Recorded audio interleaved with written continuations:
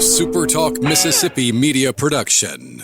State Treasurer David McRae has put hundreds of millions back into the hands of Mississippi's citizens, expanding the state's affordable college and career savings program and also returning record amounts of unclaimed money. Check out how Treasurer David McRae's office can help you, your business, or your organization. Treasury.ms.gov.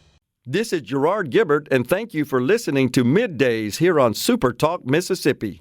MidDays with Gerard Gibert is on the air. MidDays with Gerard Gibert is powered by C Spire. Power your home or business with C Spire Fiber. To learn more, visit supertalk.fm/C Spire. C Spire Fiber powers SuperTalk Mississippi.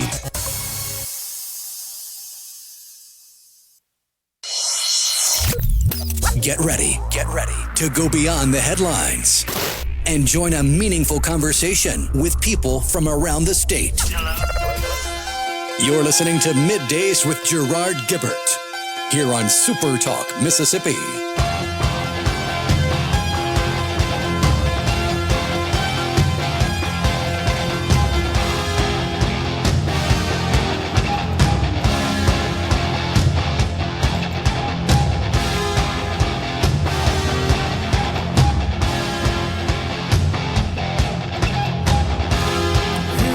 Good morning, everyone, and welcome to MidDays, SuperTalk Mississippi.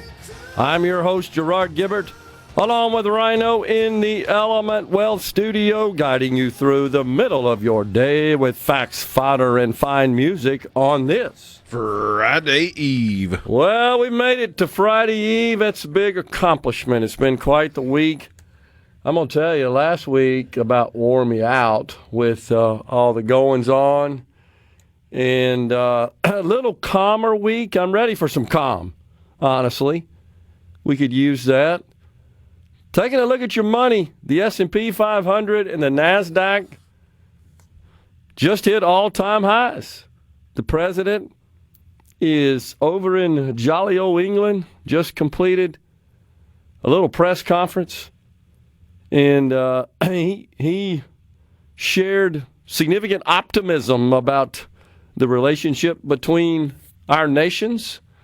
He noted, of course, that bond has existed for a long time and is strengthening. And the UK Prime Minister talked about the massive investments being made in the UK by American technology companies. We're not shocked. Yeah, I don't know how much longer that prime minister is going to be prime minister. Ooh, man, I don't know about that guy. I got to tell you. He did you know, if you listen, he hesitated to really speak too forcefully about that country's immigration problem.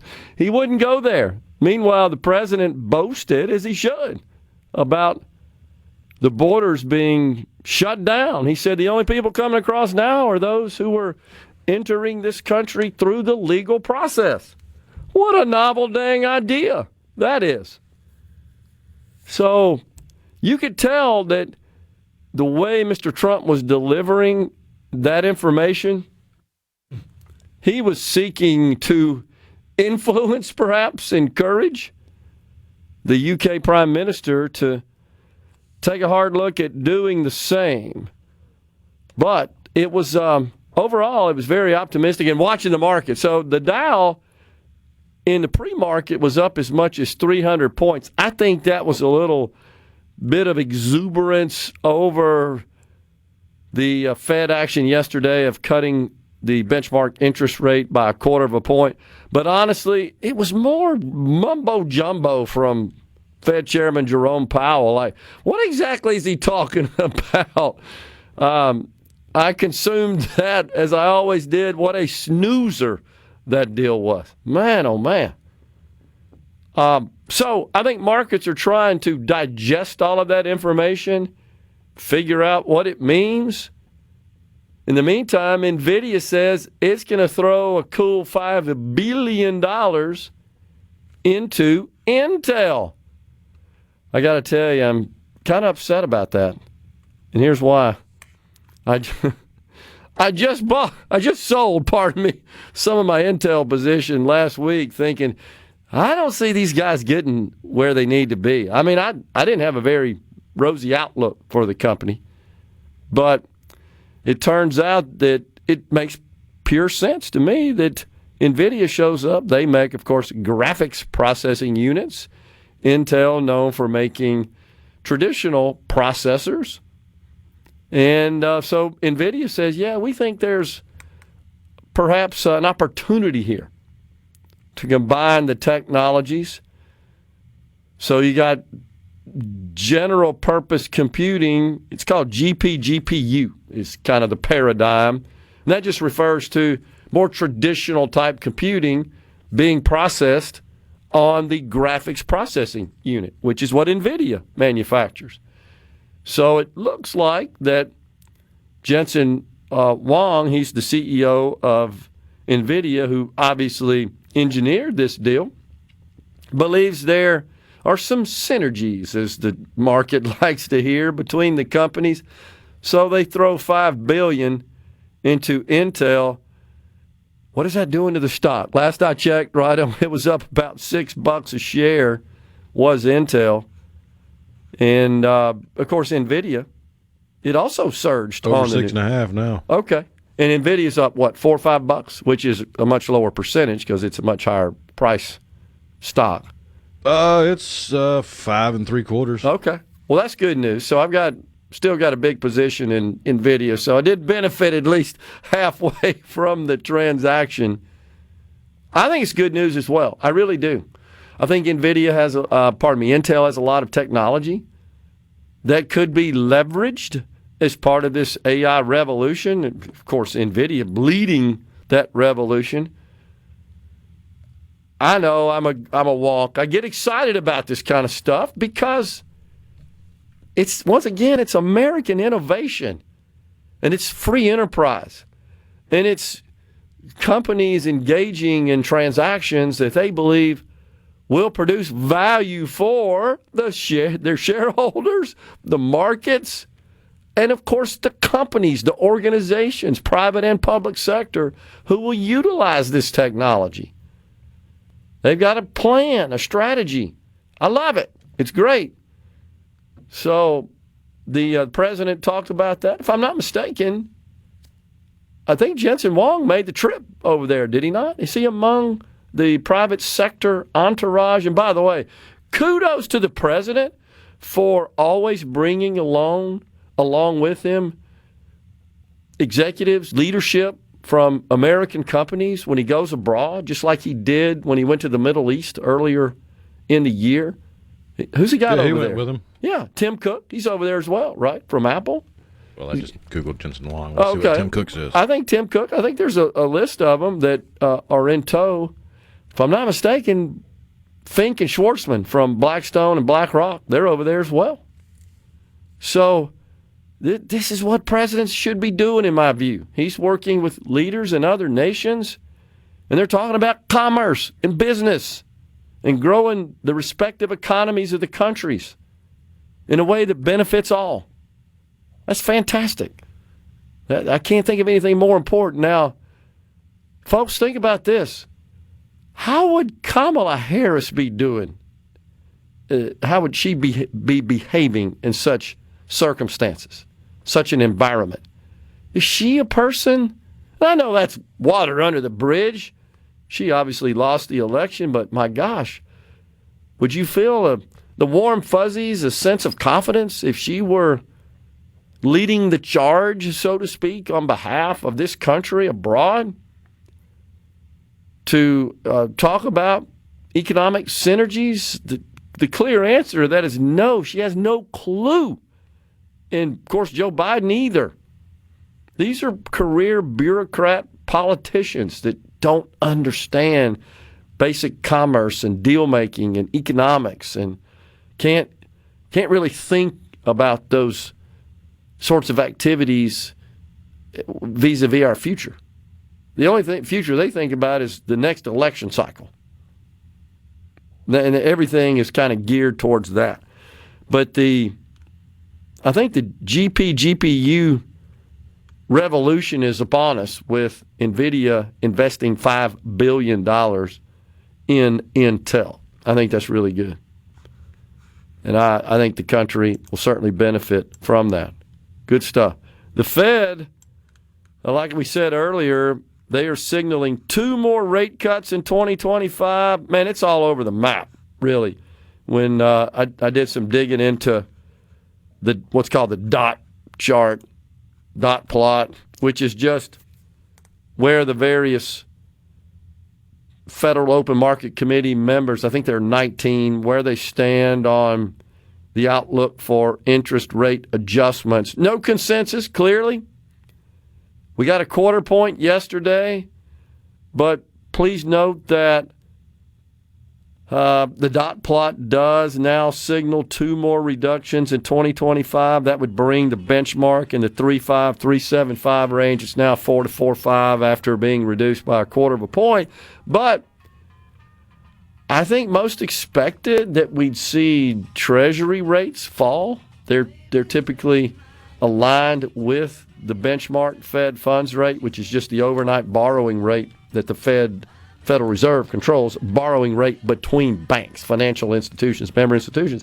It didn't. So the 10-year Treasury, and folks, that's what your mortgages, your car loans, your any sort of consumer credit is tied to, really didn't decrease. It's still kind of hanging around the same level. I think the market wants to see more evidence that inflation is under control. Coming right back in the Element Wealth studio, it's Austin Golding with Golding Barge Line at 11:05.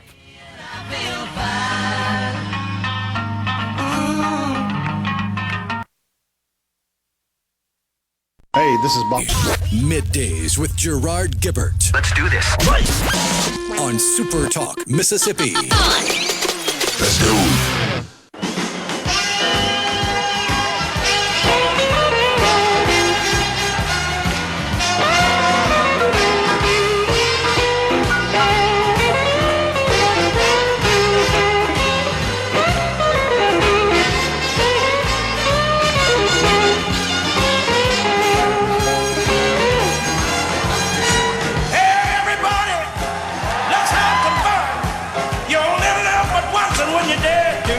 So let the good times roll. Let the good times. We're back with you in the Element Wealth studio. So this deal that our president signed with the UK,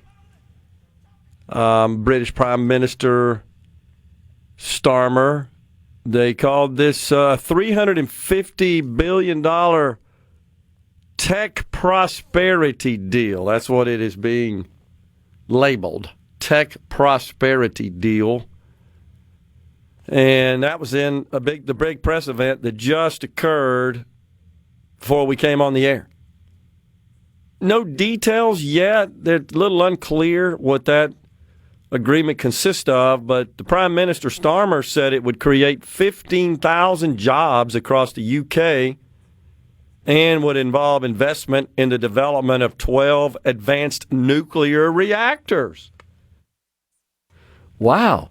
The UK embracing nuclear power? What got into them? Maybe it's... And where's ours? Yeah, exactly. We need to get a move on. I mean, I know there's some deals in the works, but let's pronto quico, speed it up. The president said, our president, the agreement will generate $50 billion in economic value, create up to 2,500 jobs in the United States, and power up to 1.5 million homes. I'm looking at a photo of our president and Prime Minister Starmer. They're holding up this agreement, having signed it in the legal size folder that they usually use for these official documents. It's a blueprint to win this new era together, shape it according to our shared values, and seize the incredible opportunities that are on offer, said the Prime Minister Starmer. We have huge new investments from NVIDIA, Inscale, OpenAI, Google, Salesforce, and many more backing cutting-edge British jobs for years to come. The president, Donald Trump, said this agreement is, quote, pretty amazing. He also said it focuses on investing in quantum computing, fusion, 6G, and civil nuclear energy, and aligns our nations through the approach of centered deregulation and innovation. I love it. It's good news. Now, back to just kind of staying with your money here. Back to Jerome Powell yesterday, because that was a big day.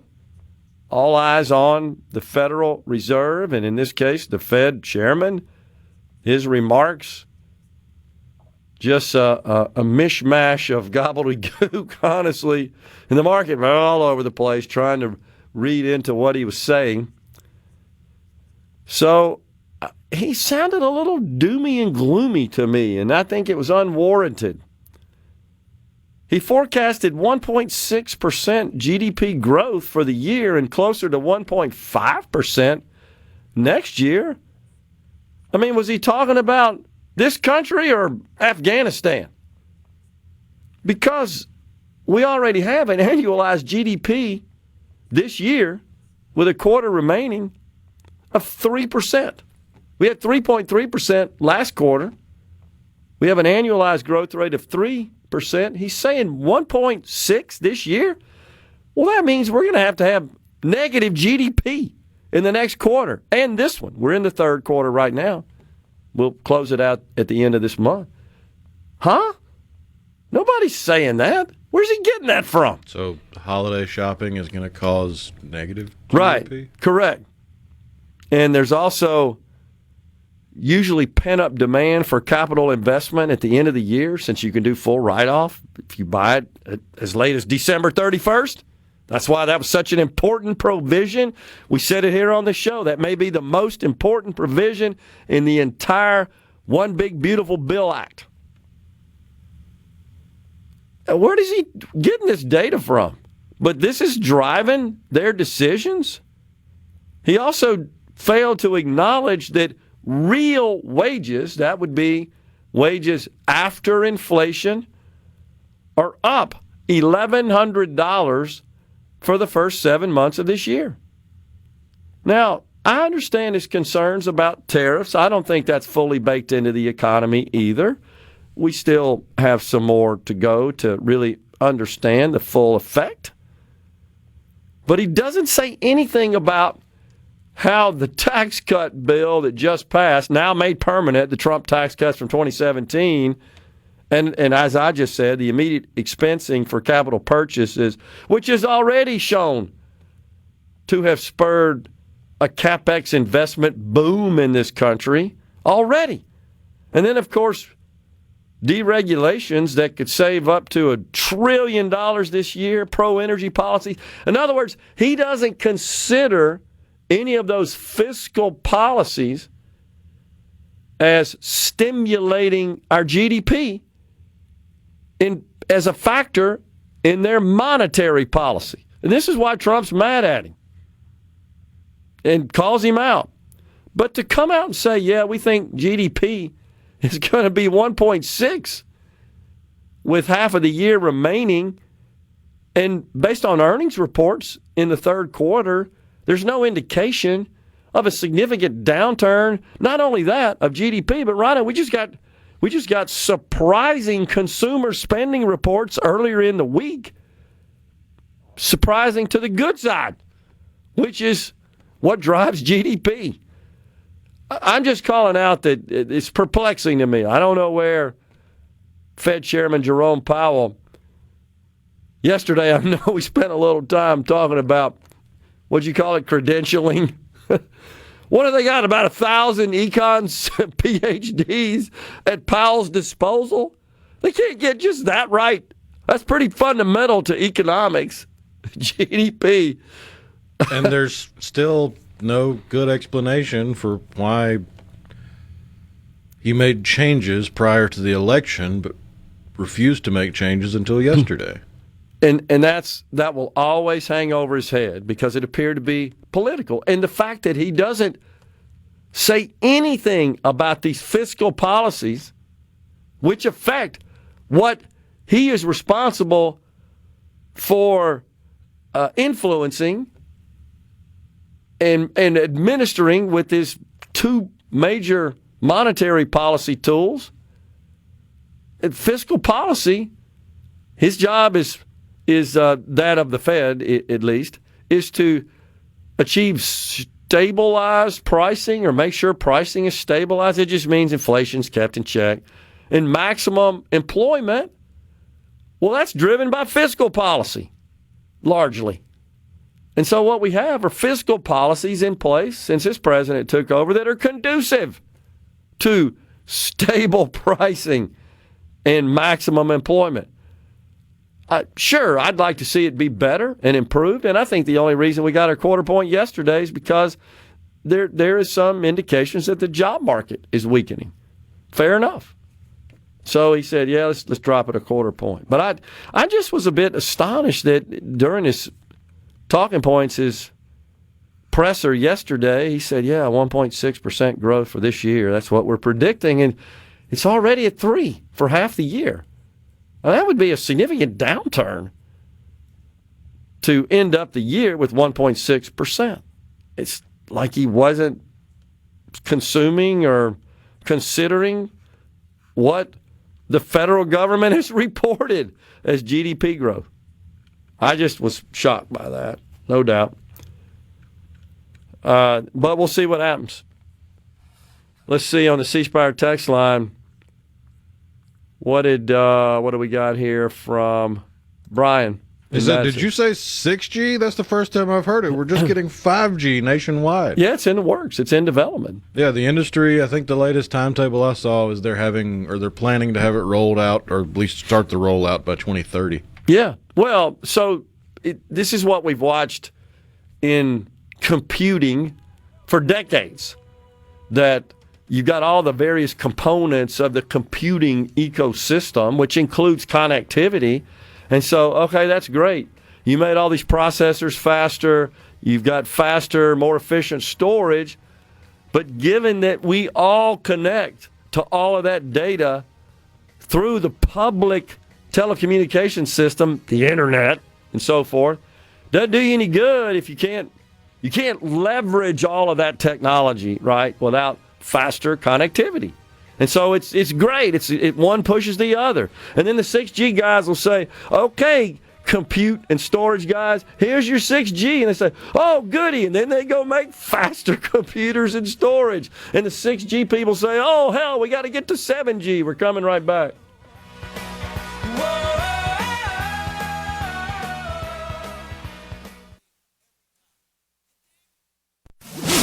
Listening to SuperTalk Mississippi.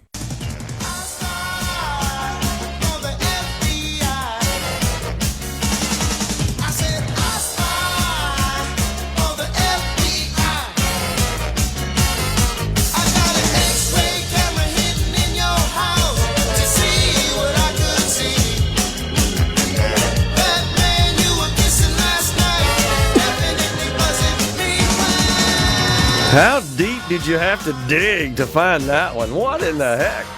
That's just another example of one of those I loaded a long time ago and I had to play it or it was going to get deleted. Unbelievable. Let's see.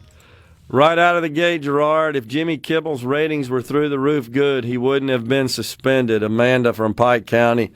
You know, I'll go on again and say, it doesn't really matter to me. It's a private company, and they parted ways with an employee. They don't need any reason to do it as far as I'm concerned. That's the best system. That's the best arrangement. And so everybody's all up in our – I shouldn't say that. A lot of people have very strong – the talking heads of mainstream media. That's true. They are. Honestly, what Kimmel said, I don't know. It was dumb, but I don't know that – I liked Stephen A. Smith's take on it. He's like, okay, I mean, where's the joke? You're a late-night comedian. That's a good point. Where's the joke? And he has a tendency to just drop lines like that, right? That he's trying to sort of thread that needle between politics and making a political point and being funny, and this did neither, in my view. And so I don't know if that rose to the level of the FCC investigating, honestly, because there are other situations. But let's also keep in mind, right, there's a difference between those that broadcast on the air and those that broadcast via cable. Oh, yeah. The rules are totally different, right? And that, I think that's the distinction, because the folks on the left are raising hell about something Brian Kilmeade said, which I think was totally inappropriate as well, but he's on a cable program, and that's different. So they're being subjected to FCC rules and regulations is different than it is for an ABC, in this case, which is subject to on-air rules, like we are. But it really wasn't anything to do with the FCC that got him pulled. It was the companies that buy the programming for their TV stations said they weren't going to air Jimmy Kimmel. And ABC looked at that and went, well, his ratings are in the tank. This is as good a reason as any. And that's true. So there's one company in particular, right, that owns a number of ABC affiliate stations that has now announced that they're going to hold some sort of recognition in that spot, right? They're going to broadcast, tomorrow night in the spot where Jimmy Kimmel would typically be. Last night it was a rerun of Family Feud. Okay, I didn't know that. That's what they showed in that time slot. I've been looking for the ratings because I just want to. I'm curious. I want to see if the ratings stayed pretty static, because that would really kind of be damning to Jimmy Kimmel. Because if the ratings stayed static, then they weren't really tuning in for him. It just means those TVs were on at the airport or the gym or wherever. Well, and the only thing I'm saying is when the head of the FCC, Brendan Carr, said, yeah, Disney, ABC's parent company, should address this issue before the FCC gets involved, that they could face some sort of FCC remedies over the comment. I'm not sure, to your point, that that's the reason that they took action. I think it had to do more with their customers, which are the affiliates. And so that's connected to the customers who pay them money for advertising. But if the affiliates say, we're not carrying this garbage, well, then the advertisers wilt on you. I know, second order thinking here, and that's what's going on. Totally agree. I don't think they need a reason to pull him off the air. That's my opinion. But certainly one that makes more sense than any is when your customers say, we're no longer your customers as long as this guy's there. Okay, that's all I need to hear. Unless you can figure out a way to do without those customers. Generally speaking, given kind of the limited market and the sort of captive market that business and industry is, it's not like, okay, we'll just go find another affiliate in those markets. No, it doesn't quite work that way. And so it's a bit of a cottage industry in that respect. So, yeah, I think it was Nexstar was the first one that said they were not going to air Jimmy Kimmel. Okay. And then there was another one. Interesting. Well, and I'm assuming that their lawyers have reviewed their contracts that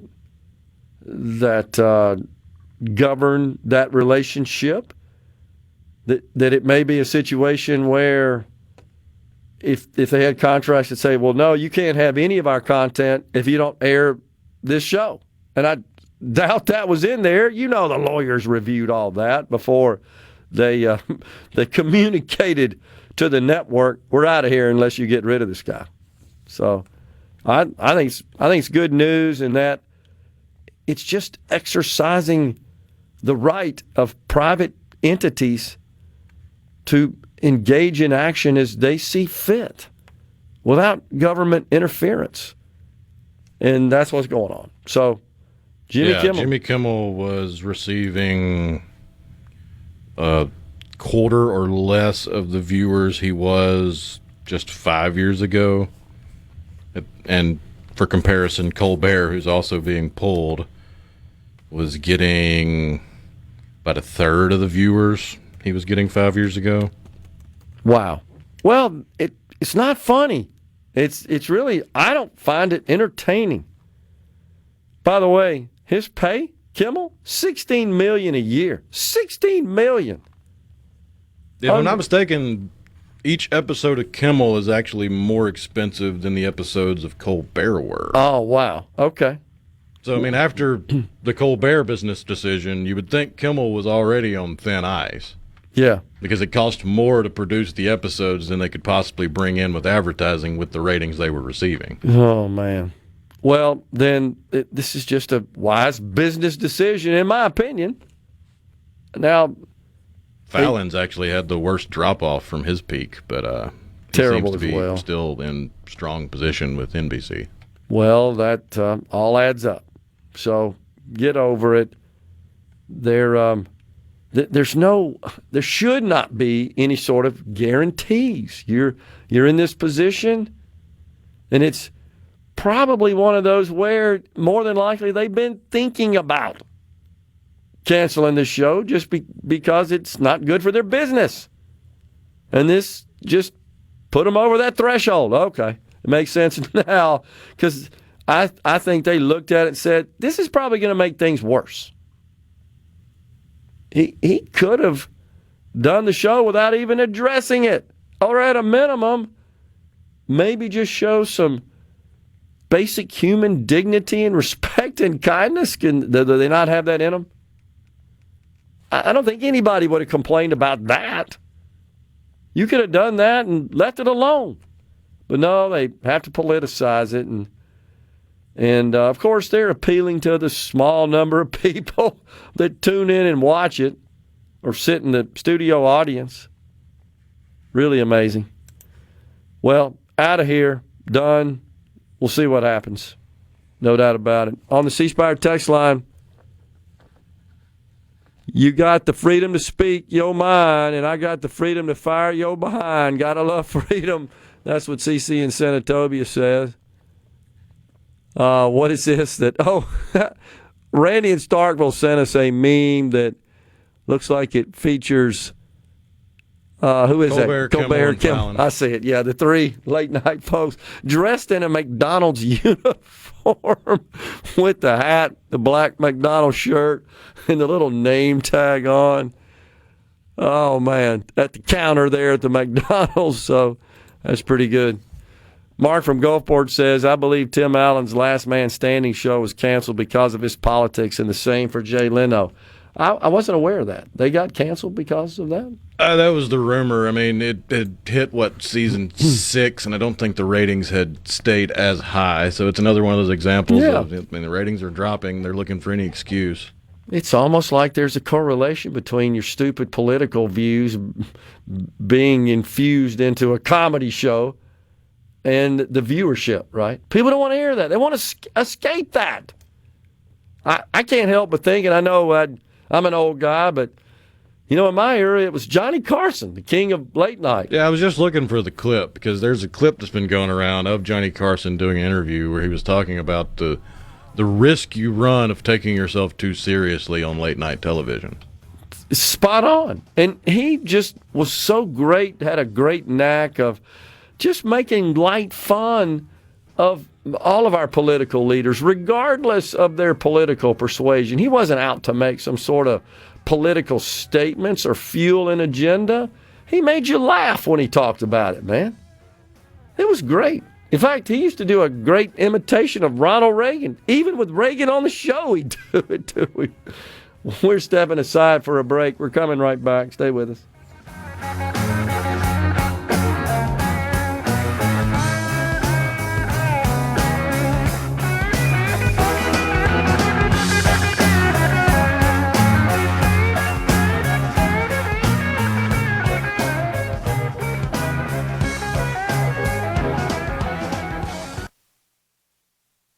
I'm Rex Mississippi.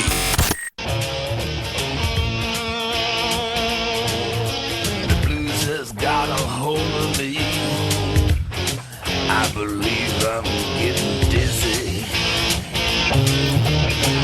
We're back with you from the Element Well studio. So on the break, I've got the business channel on, as I always do, in the studio, and it's broadcasting live now. The president is departing Aylesbury, England, of course, aboard, he and the First Lady, Marine One, headed, I believe, to the airport to hop on Air Force One and come home, I think, is what the schedule is. But I couldn't help but just notice, and this is a view, Rhino, that is set back. So in the screen, you can see, of course, fully Marine One and the beast and the entourage of American-made vehicles, bringing the various Americans that are part of the contingent. And I'm watching right now, Marine One is clearly getting ready to lift off. It is running. The blades are spinning. Doors are closed. But a Marine in dress blues, of course, always greets on Marine One. One does, the president and the First Lady, in this case, at attention, saluting.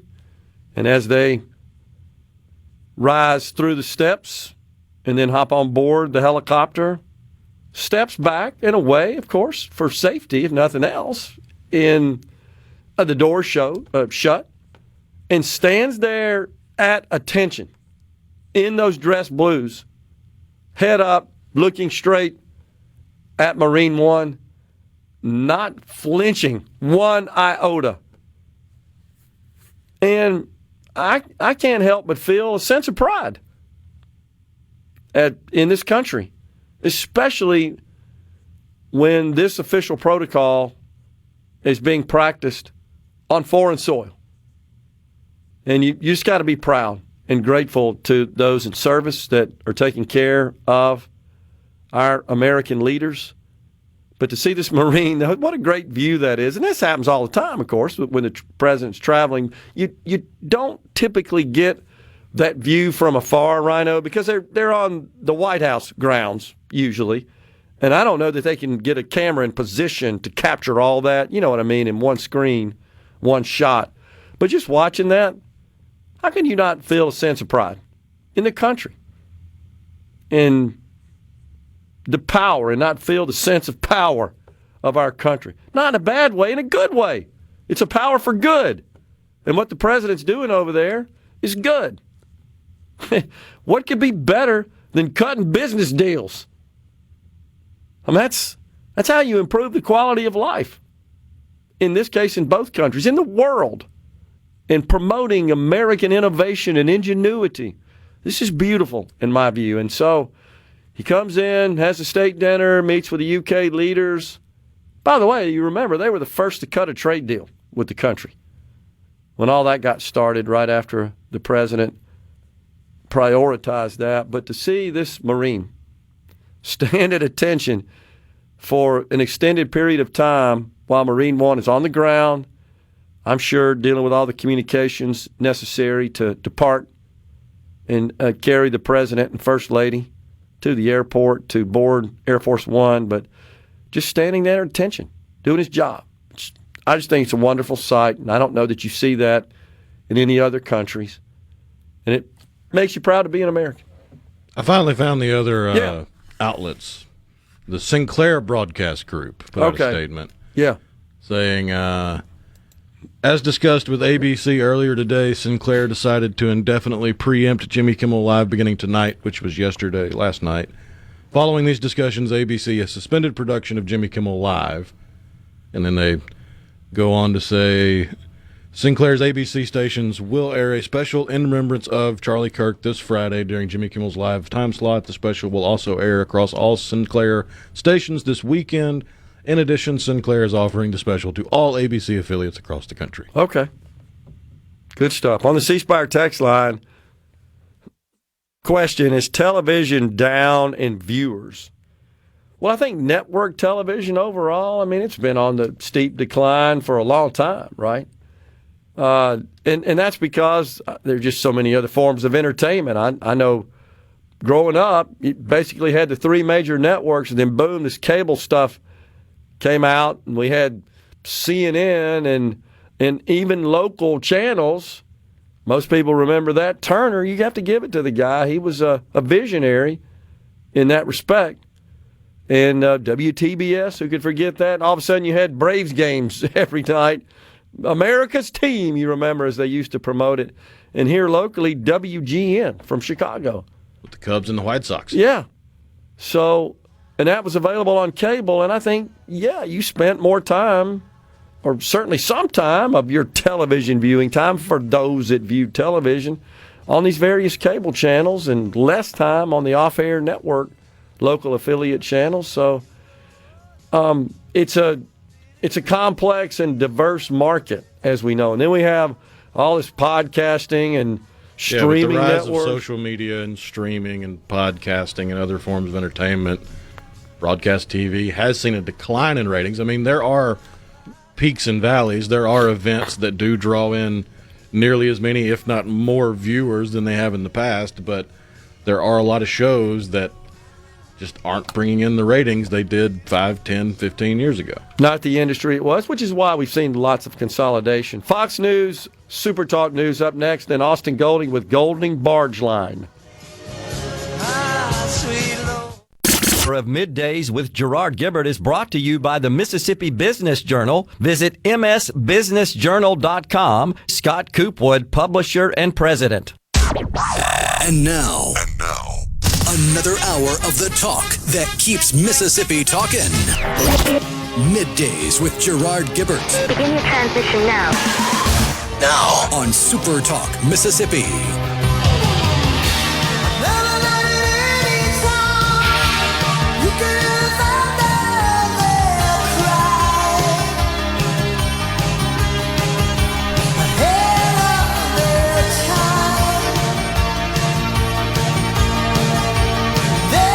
Welcome back, everyone. It is Middays from the Element Wealth Studio on this Friday Eve. It's our pleasure to welcome now Austin Golding, Golding Barge Line. Hey, Austin, been a while since we talked, man. Good to see you.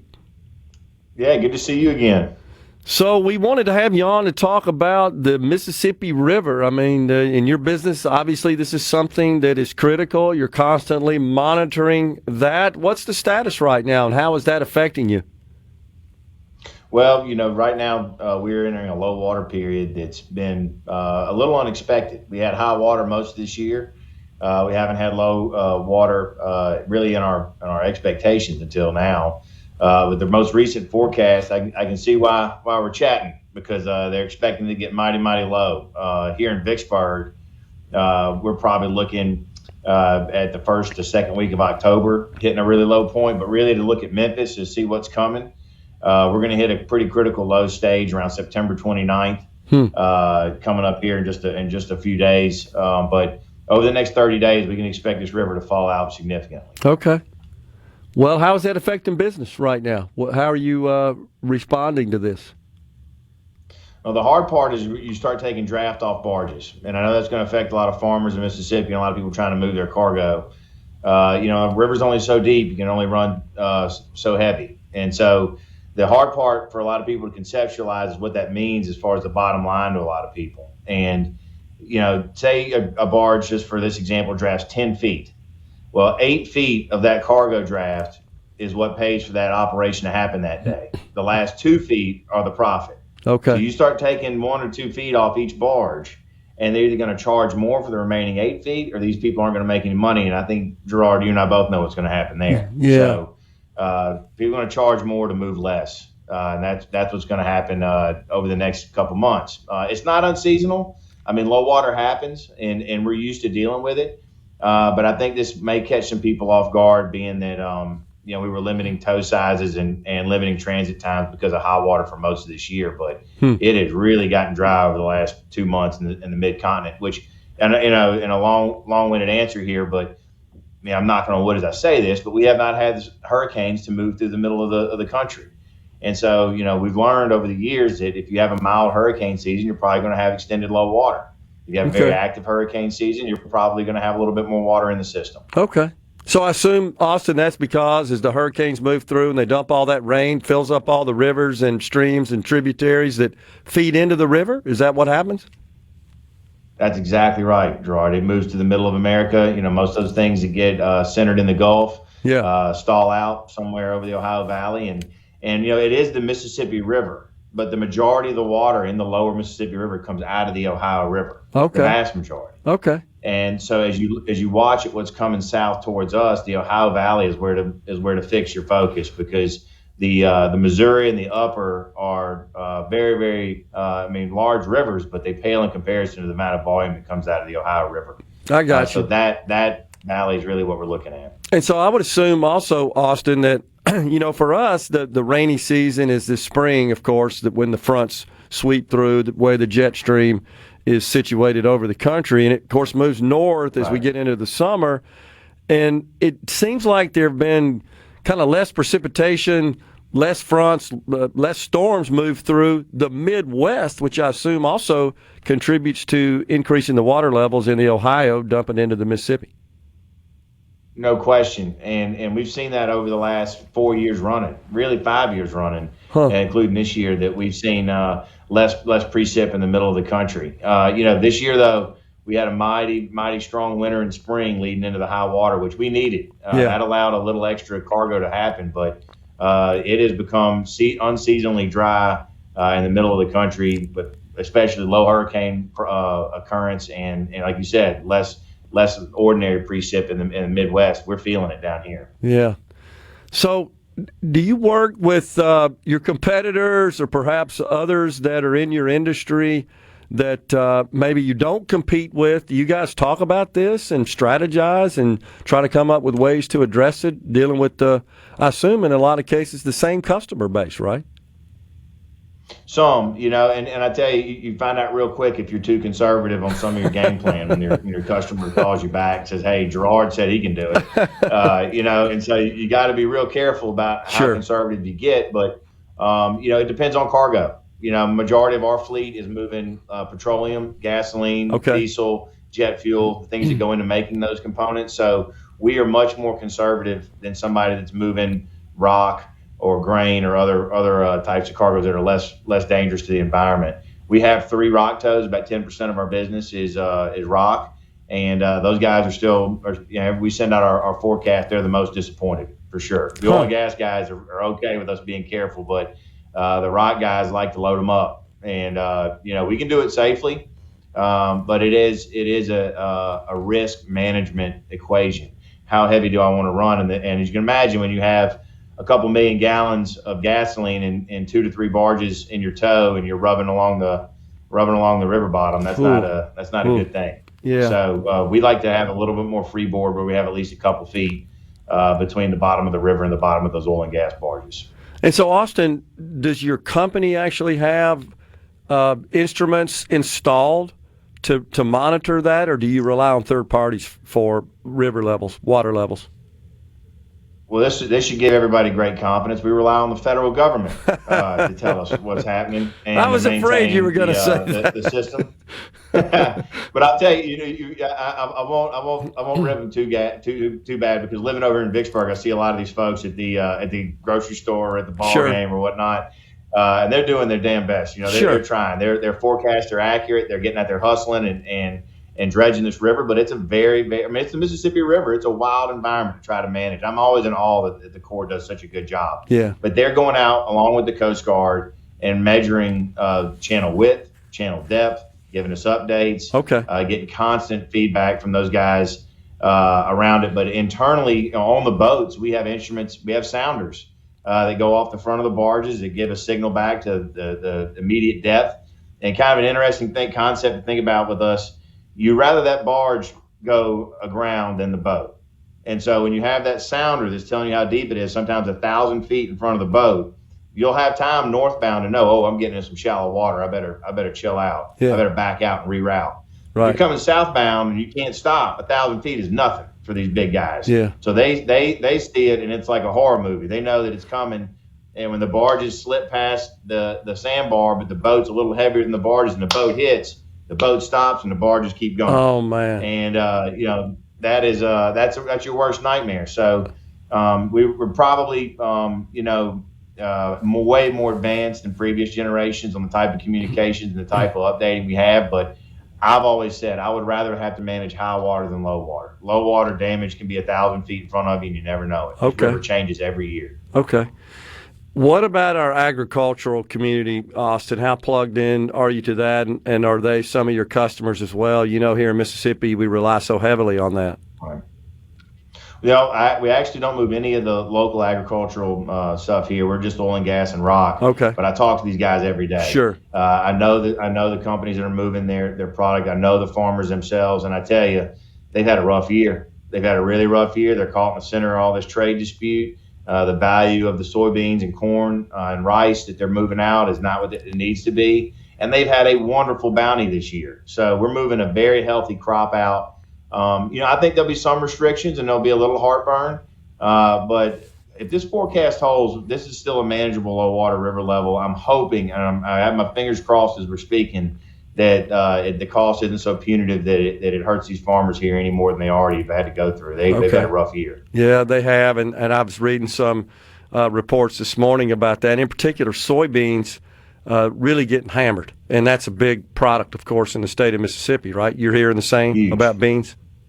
Oh, absolutely. And I hear it, at the coffee shop. I hear it at the golf course. I hear it from all my guys that I know are working really hard. They have one of their best yields they've ever had this year, and it's not worth much. And I know that they're looking at South America. They're looking at the Chinese purchases. They're looking at all this stuff that's beyond their control. And I know how hard they're working. I know how many family businesses we're sitting here talking about.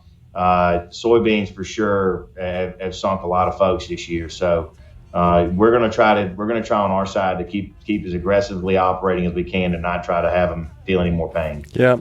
Austin Golding, Barge Line. Always good to talk to you, Austin. Appreciate it, and we're hoping for the best there, man. Thanks a lot. Absolutely, Gerard. Thank you for having me. You bet. We're coming right back in the Element Wealth studio.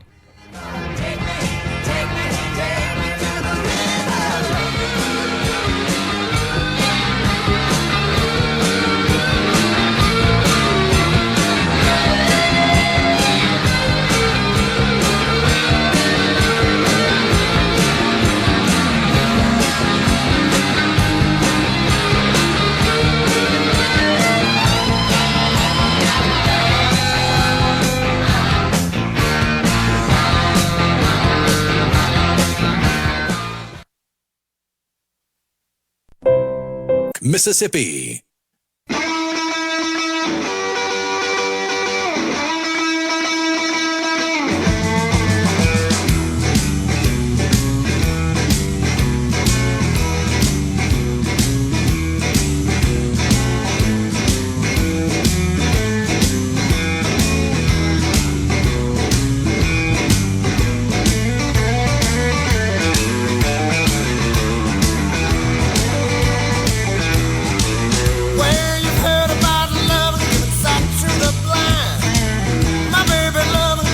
You know, this whole issue, Rhino, of free speech has been pushed into the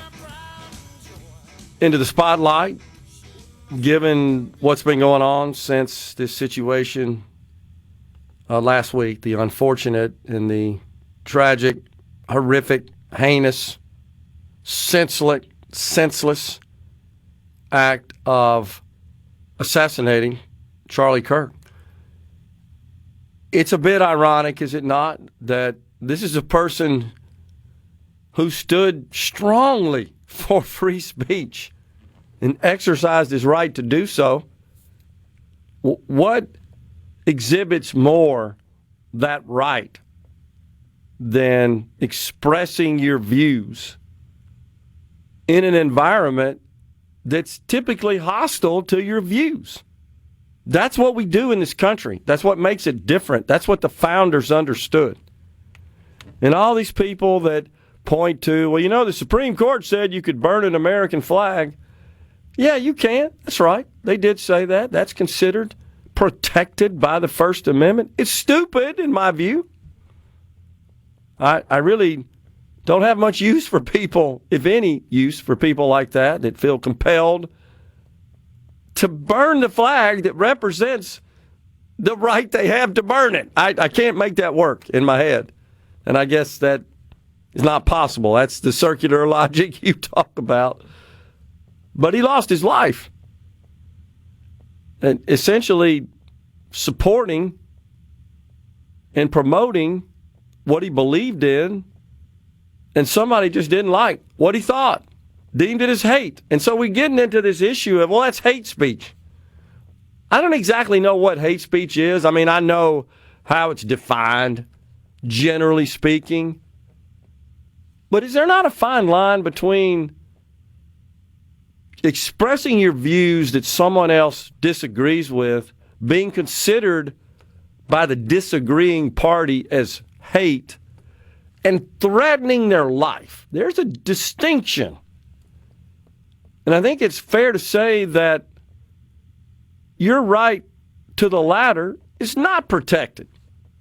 At a minimum, you ought to get a knock on your door if you threaten someone with physical harm.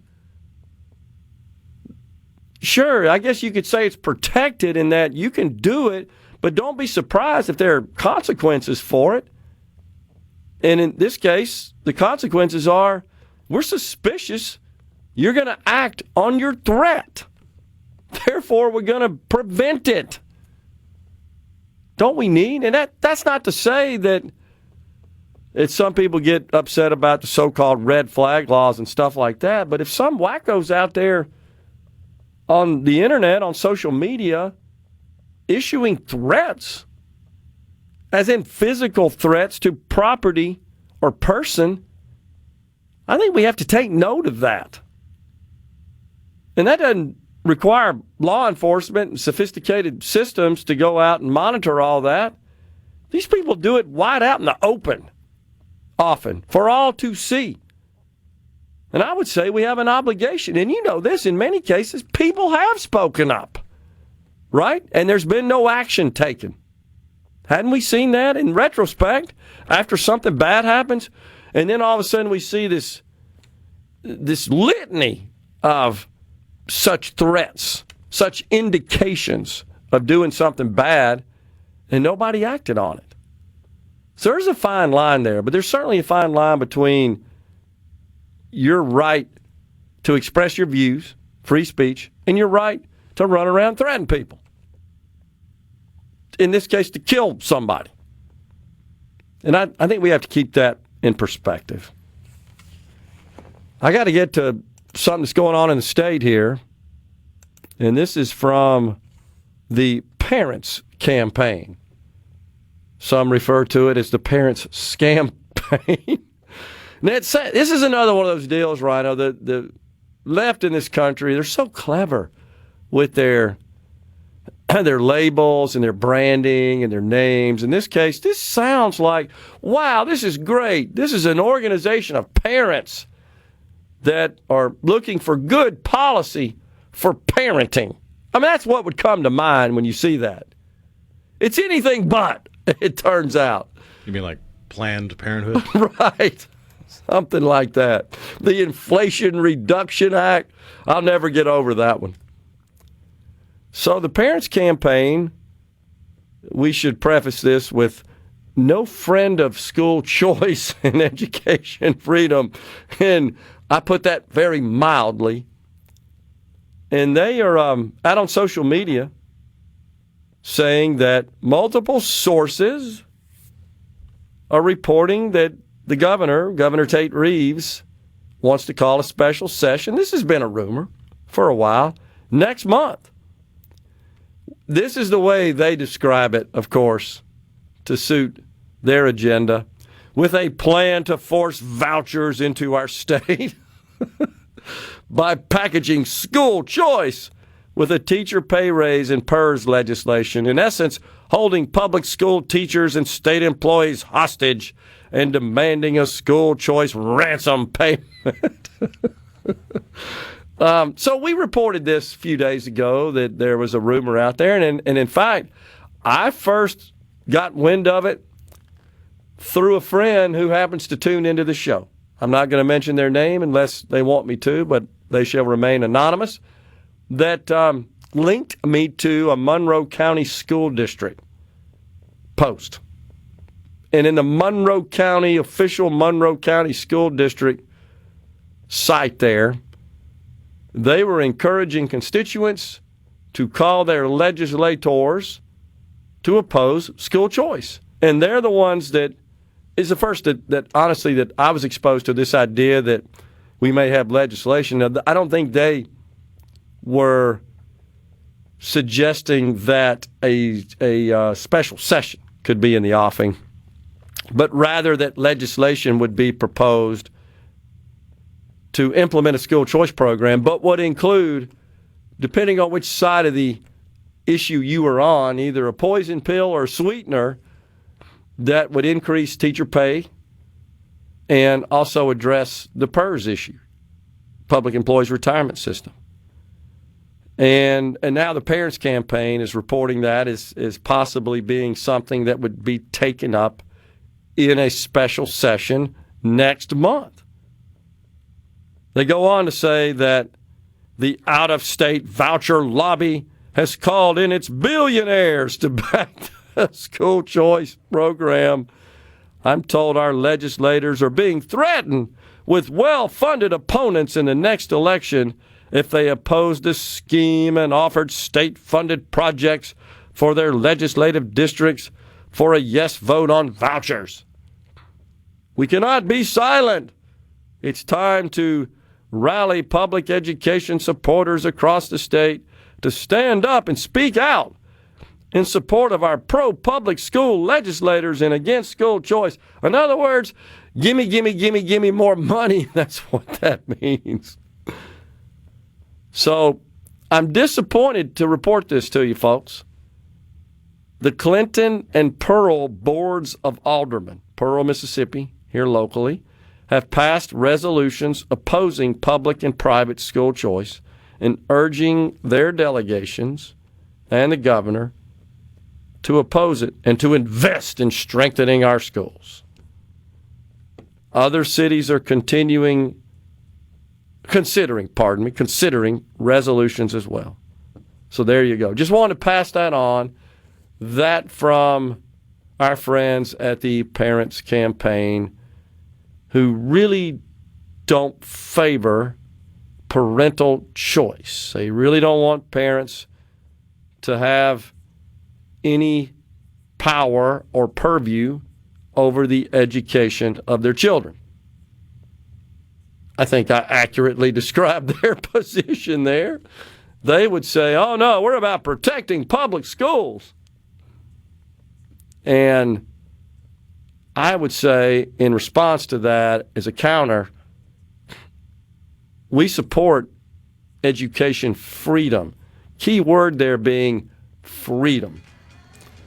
And that just seems to be a toxic word to those who believe that government knows best how to run your household than you do. And that's what they believe. And I oppose their beliefs in that respect. I support freedom and the freedom of parents to determine the best education setting for their children. And you may argue, oh, yeah, but it doesn't produce good outcomes. You've seen all the arguments along. It really doesn't matter. First, that's wrong. That's just patently false. Second, it doesn't matter. It's freedom to choose. I guess you believe that government controlling the means and amount of production, i.e. socialism, produces better outcomes. Coming right back.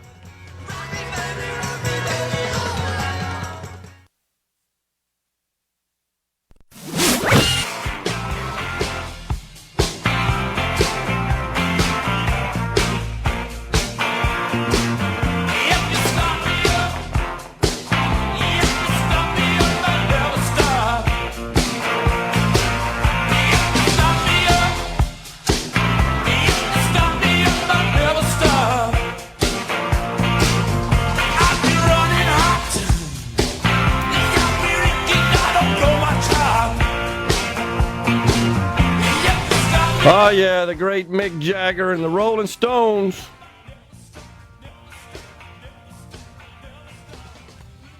So I got to pass on that the house band will be performing at Representative Lance Varner's Barn Burner. That will be at Varner Farms in Rankin County You can check out his social media and mine for more information about that. October the 20th at Varner Farms. I believe we get kicked off at 6 p.m. So far, the governor, the Speaker of the House, Ag Commissioner Andy Gibson, Insurance Commissioner Mike Cheney, Treasurer David McRae will be on hand. They'll deliver some remarks, but you'll be entertained by the house band. Mississippi Farm Bureau is providing some food and refreshment for us as well. Ought to be a whole bunch of fun. We were trying to get Representative Hank Zuber on the phone today. He's over in Israel. Couldn't work all that out. Trying to get him on tomorrow. He and some other members of our legislature have traveled abroad to Israel. And we had him scheduled at 12:05, but couldn't work out all the details. But we are working toward getting him on tomorrow so that he can give us a report about the various companies that they're meeting with, trying to drum up some business here for Mississippi. The Dow now up 204 points. Funny money, it's up as well today. 114,000, I think, is the last trade I saw. NASDAQ doing real well. 17, okay, thank you. So, good news there. Oil still hanging around that $64 a barrel level. Seems to be kind of stuck, as we've said before, in that 60 to 65 range. Not a great deal of change there. And surprisingly, again, after the Fed cut the benchmark rate by 1/4 of a point, really thought we'd see the 10-year yield go down. It's up to 4.1, and that, of course, is connected to your mortgage rates, chattel mortgages. That would be for assets like automobiles, appliances, things like that. So no retreat as of yet. I think investors are still trying to see where all that is going. On the C Spire text line, Dan in Hattiesburg says, couldn't have happened to a better guy, the guy that used to co-host the Man Show. Yep. And Adam Carolla. Yeah, exactly. Carolla's got the driest wit of maybe any comedian I can think of. He's got his head the late on, great right? Norm Macdonald had him beat. That's true. You're right about that. But they're kind of in that same vein, in that same category of comic. Dan also said that's back when comedy could unify, not divide. That's when I was talking about Johnny Carson. You know what I sometimes just enjoy doing is going back on YouTube and watching the old Friars Club, the celebrity roast, Don Rickles, Dean Martin, and just viewing those in the way they made fun of each other in jest, and often saying things that you would just probably get canceled for today. Just having fun and laughing about it. Even the person who was being made fun of was there laughing. That was the whole purpose, right? Like the one with, was it Friars Club, where it was a really young Billy Crystal doing his Muhammad Ali impression right next to Muhammad Ali, and Ali was laughing the whole time, and he cracked some joke, and Ali, being Ali, was good at joking himself, stood up and looked all angry and got in his face and then started laughing again. It's so funny, yes. And Billy Crystal was so great at that. He used to tell a joke when all the salaries started getting escalated in Major League. He suggested that what we should do is while they're on the field, is like announce their pay, you know. And that drop fly ball cost you $1 million or something like that. He was really good. Was it him? Somebody used to do a little skit where they would imitate like minor league announcers, minor league baseball announcers. Just totally hilarious. But going back and looking at some of these old Friars Club roasts that included Dean Martin and Jerry Lewis and oh gosh, Dan Rowan and what was his name? Martin from Rowan and Martin's Laugh-In. They often would be up there as well. Telly Savalas would be among them.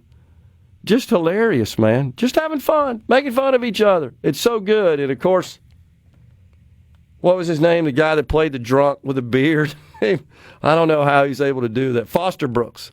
I don't see how he could do it, honestly, with a straight face. And he would just have them in stitches. And he was probably the least drunk one on stage. Exactly right. And look right at him. And while they were laughing at him, and never break a smile. I mean, that requires some talent to be able to do that. That was just fun. So, yeah, I go back and watch those, and Rickles says stuff you couldn't say today. And it's hilarious. Totally hilarious. Because they're just making fun of each other. We take stuff too seriously. But that hurts feet. Oh, crap. I'm sick of that junk. I know you are, too. Yeah. Somebody said Archie Bunker. Right. It's fantastic. He was always up there as well, of course. And you couldn't make Archie Bunker today, even though the message of Archie Bunker was how backwards Archie Bunker was. Absolutely. It was making fun of him. That was the underlying message. They were making fun of him and his bigotry and all of the lessons he learned throughout the course of the show. That's exactly right. With his son-in-law, Meathead. Who is a card-carrying nutcase liberal. We know that, right? He hates Donald Trump. But Carol O'Connor, what a fabulous actor that guy was, man. And this is even crazier. I remember when the show was popular, that was in the 70s, of course. I was in middle school, maybe, 6th, 7th grade. And it was customary in my school. I went to Catholic grade school, Catholic high school. Every year we'd have like a talent show. And it really was more of an exercise of the kids in the class just doing something creative. And all the parents would come and the kids, and it's kind of fun, to watch your little 6th grader up there. And we did a skit of the Archie Bunker of All in the Family. Just playing around, having fun. And we had, 6th graders in our class playing the various roles. Could you do that today? No, it would be considered problematic. We just laughed. So did the parents. They thought it was hilarious. We kind of made up our own lines and script, but it was still done consistent with the message. And you're so right. Most people don't get that. It was about making fun of bigots. That was what the main theme of the show was. It just turned out to be super funny. It was just fun watching that all the time. And Carol O'Connor, man, I know we're digressing a bit, but I guess I'm yearning for the good old days when you could do stuff like this. People didn't get all bent out of shape. Certainly didn't get so mad I got to go kill that person. And then a whole bunch of people celebrate it. That's where we are today. That's, unfortunately, we've digressed in that respect. And I hope what we'll see is a return to just common respect and decency, respect for human life and dignity, and understand if somebody just expresses their views, that's a right that's protected. You're not protected from hurting them. In this case, killing them. It's insane. And yesterday I shared that this murderer, Luigi Mangione, that killed the United Healthcare CEO, there was a decision made in the court. What was it, Rhino? That it was not an act of terror, I think? Yeah, they dropped the terror aspect of the charges and dropped it down to second-degree murder, which there is a bit of a clarification that needs to be made about that, because in most states, second-degree murder would mean it was not premeditated, which would pretty much be a slap in the face. Right. But in New York, second-degree murder still has the element of premeditation. Okay. There was some confusion about that. Well, what bothered me, as you know, and we shared it yesterday, it's worth sharing again, This guy's got like a groupie fan club following him around with T-shirts and signs and hats and all kind of dumb crap. And they're celebrating. They erupt in applause and in celebration in a raucous sort of way when they learned of the decision of the court. This guy's like a hero. He's a murderer. What kind of sick person glorifies, celebrates, deifies murderers? Apparently the people that worked on the Jimmy Kimmel show, because he was all about talking about it. That's People true. on his staff were talking about they're going to be jail brides. We're coming right back. Poly up of Mississippi.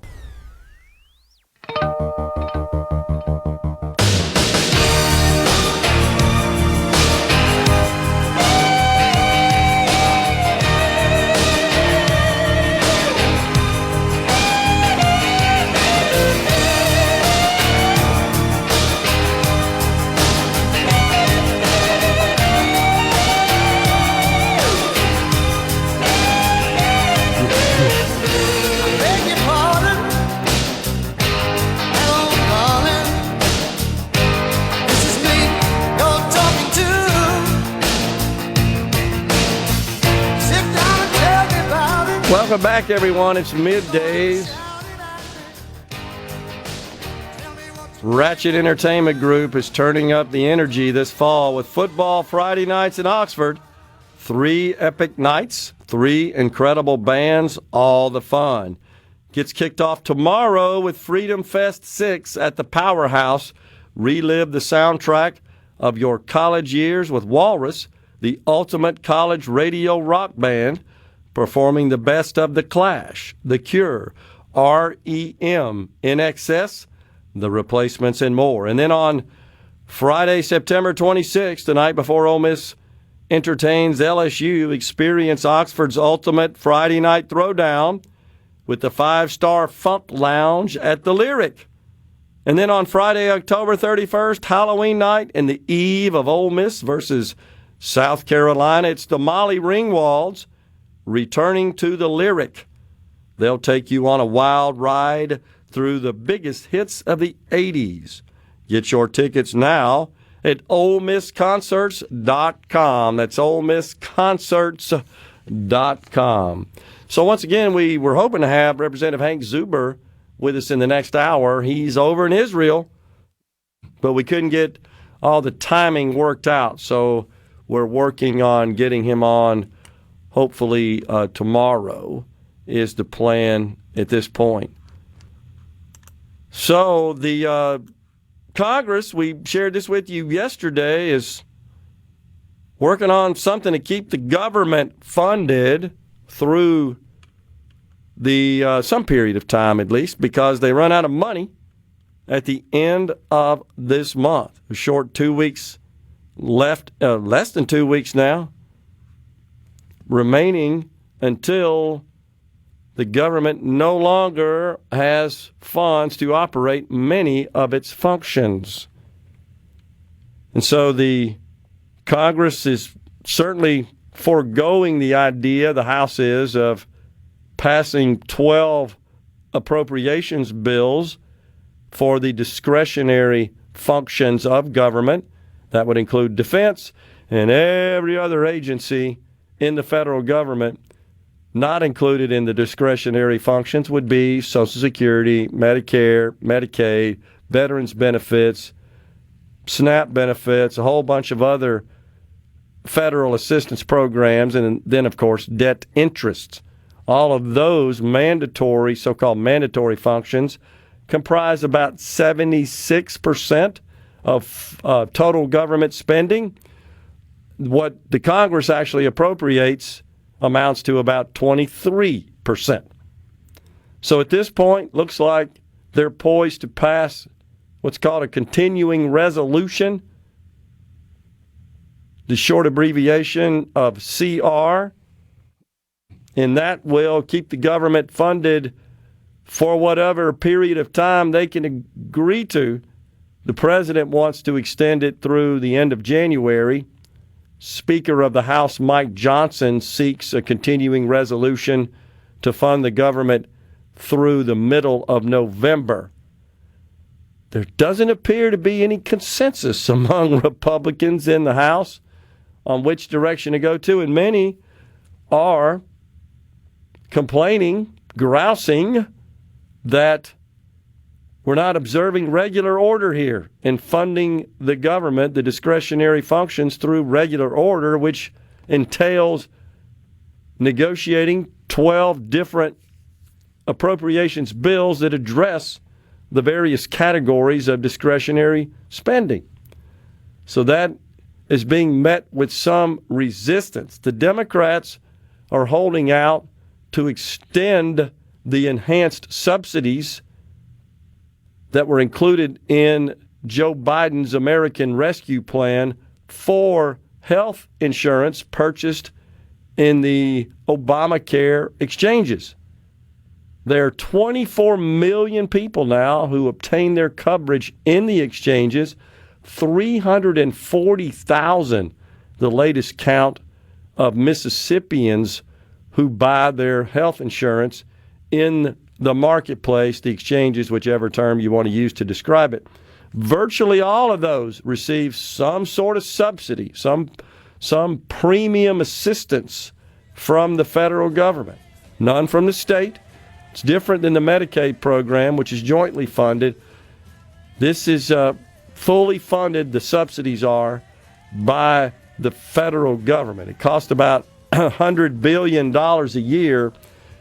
And the Senate Minority Leader, Chuck Schumer, the Democrat, has said, yeah, we're not going to get on board with funding the government unless you guys agree to extend the enhanced subsidies. Time for a break right now in the Element Wealth studio. It's time for Fox News and SuperTalk News. We got another hour of middays after that.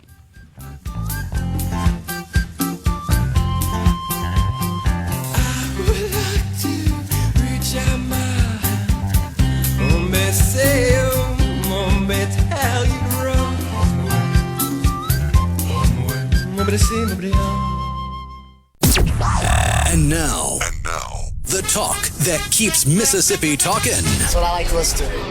You're listening to Middays with Gerard Gibert. Here on Super Talk, Mississippi.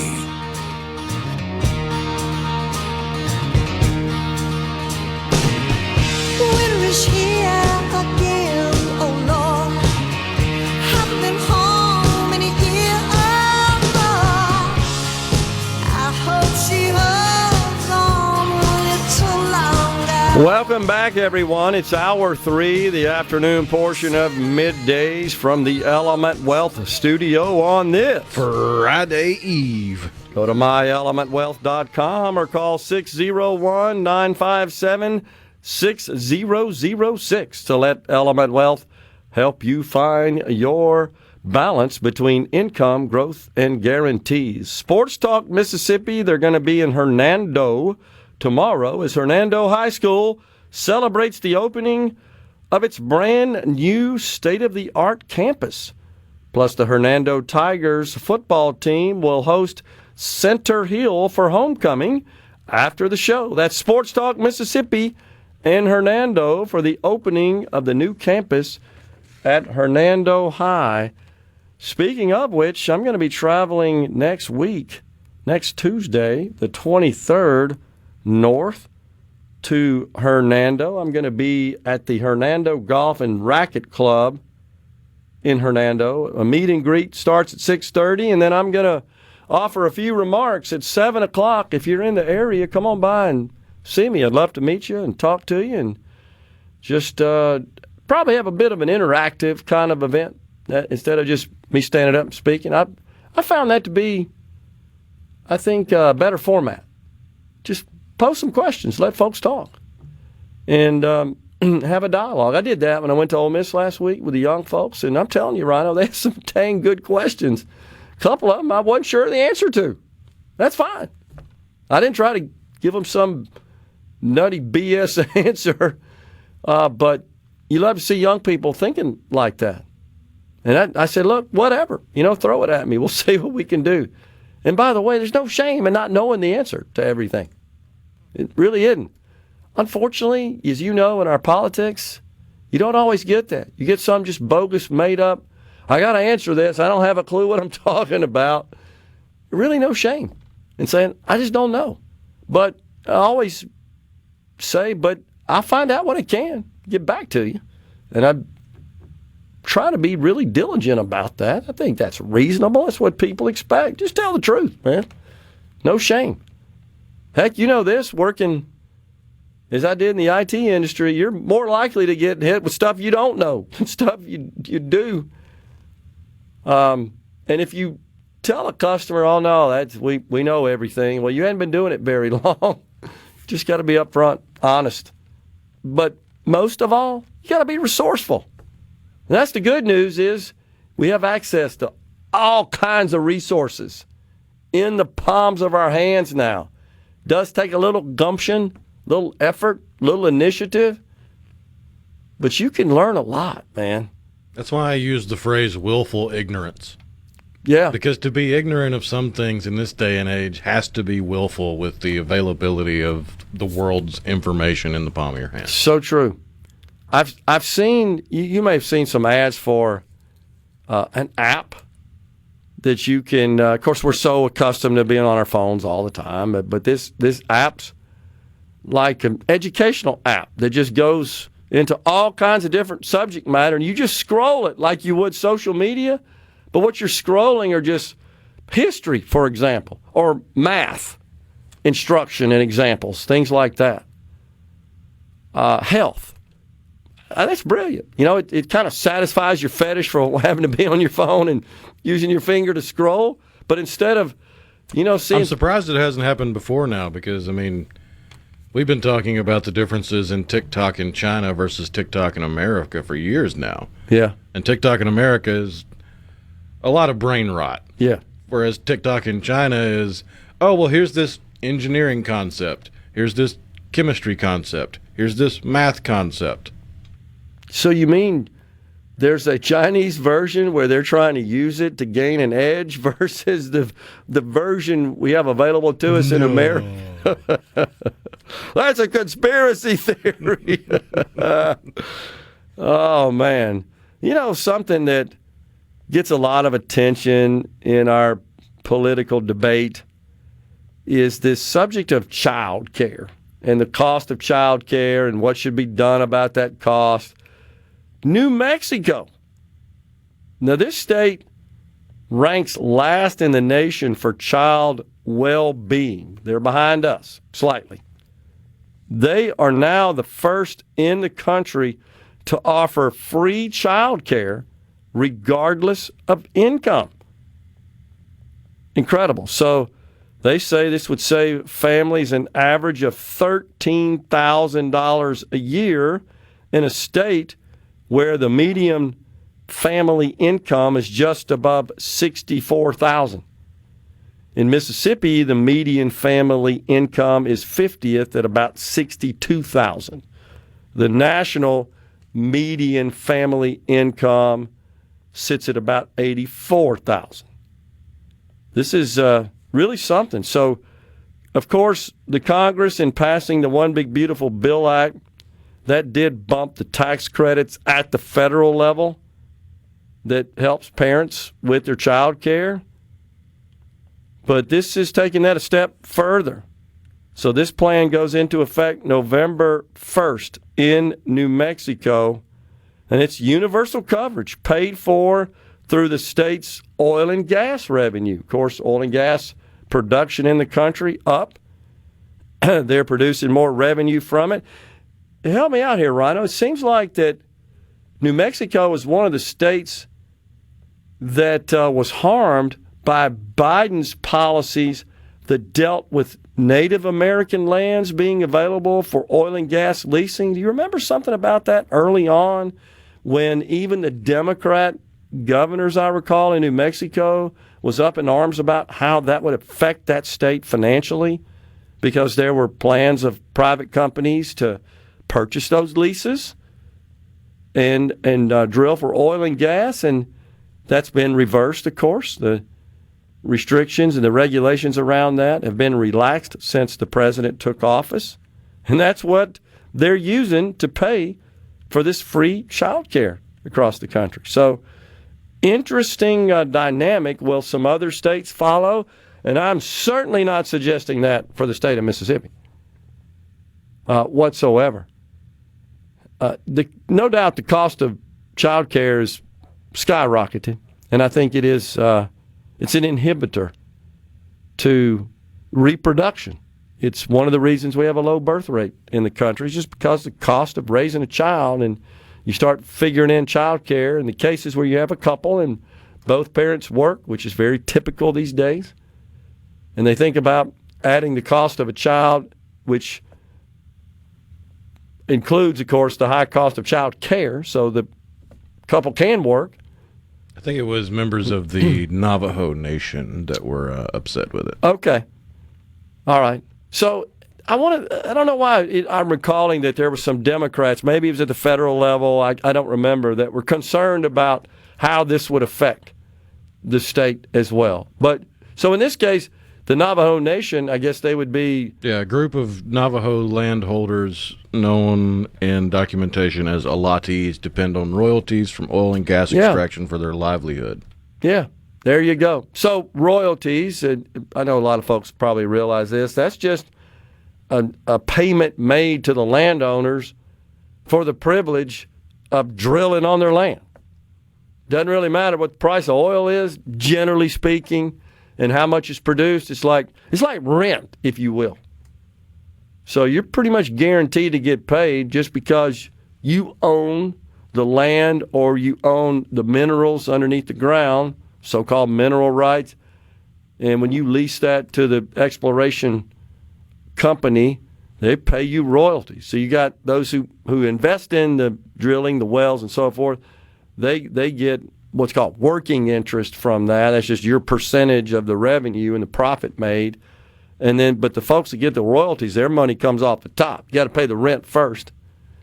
And that, so they were benefiting handsomely, the Navajos, and they were upset, right, at Biden for shutting all that down. Got it.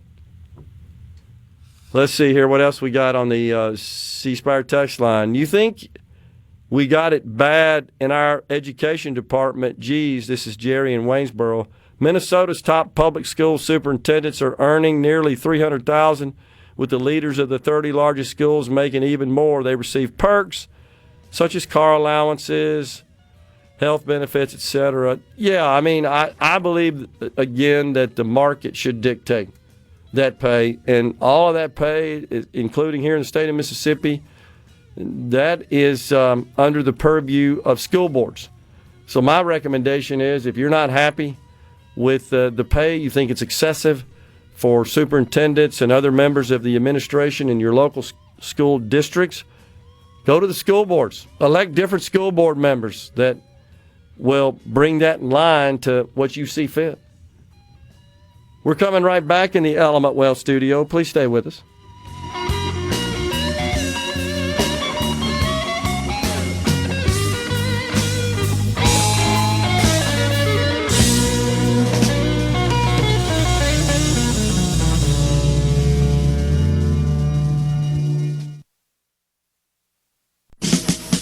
Callaway's is everything that's growing green. That's what Callaway's is. Callaway's patio furniture summer sale starts now. This is what you've been waiting for. New markdowns throughout the store just in time for your summer family fun. With the South's largest in-stock selection, you can enjoy your new patio furniture today. Callaway's has a large selection of ornamentals and color plants with special markdowns throughout the store. Stop by Callaway's Farmers Market, full of fresh fruits, vegetables, jellies, jams, local honey, and the best tomatoes in town.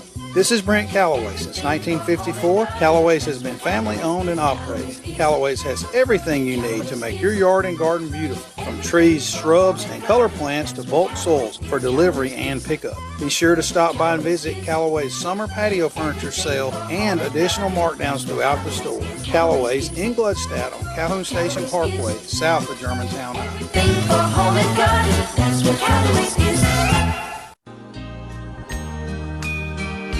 It's been said that time waits for no one, but that's not completely true. Hi, I'm Cameron Albritton. Since 1920, our family has been privileged to serve as Mississippi's foremost diamond merchant. For decades, generations have trusted Albritton's for engagement rings, anniversaries, and those special events in life. Time has certainly changed our world. The internet, smartphones, and social media have revolutionized how we research, communicate, and even shop. At Albritton's, we've grown with you. At allbrittons.com, you can search, shop, and find the latest in fine jewelry. But for those who prefer the personal experience, you can now shop the all-new Albritton's at 4460 Old Canton Road in Northeast Jackson. With new displays and the latest designer jewelry, we're located across from our old home in Highland Village. Still the same Albritton's service you'd expect, but now bigger and better. You've waited for us, now we're ready for you. Come see what's new. Albritton's, 4460 Old Canton Road in Jackson. At Albritton's Jewelers. With Sale Oil Company, you have a trusted partner who is able to meet your transportation, fuel, propane, and oil needs. We are committed to providing unmatched reliability with exceptional customer service through our professional team of drivers. Whether your transport need is for industrial, agricultural, or commercial-based business, we prioritize in competitive rates and prompt service to each. My name is Michelle Bailey. And my name is Louis Doubleday. And we are Sale Oil Company. Ride with us. Hello, I'm Gary Jolly from the Tractor Store. LS Tractor understands your passion for the land, and just like you, LS Tractor is committed to excellence and superior products. LS Tractor comes with a long list of standard features that are unmatched by other brands and backed with the LS commitment to provide exceptional customer service and satisfaction. You get a lot more for your money with the LS Tractor. Come to the Tractor Store in Richland to experience the LS difference. The Tractor Store in Richland. No filibuster, just everything you need to know to start your day smarter. Mornings with Richard Cross on SuperTalk, Mississippi. Mississippi.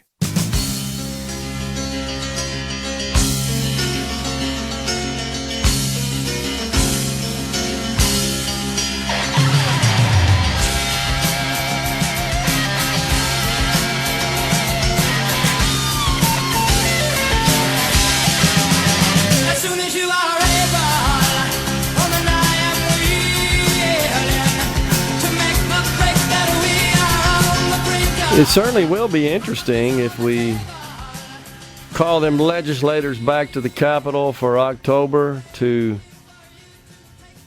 debate a bill that would implement education freedom in the state of Mississippi, and whether or not these rumors are accurate that it would include provisions to increase teacher pay. You had some thoughts about that, and also to address the public employees' retirement system. Teacher pay, what do you think about that? I mean, you had one in 2014 that was spread out over 2 years, one in 2019, one in 2021, and then the biggest one in 2022.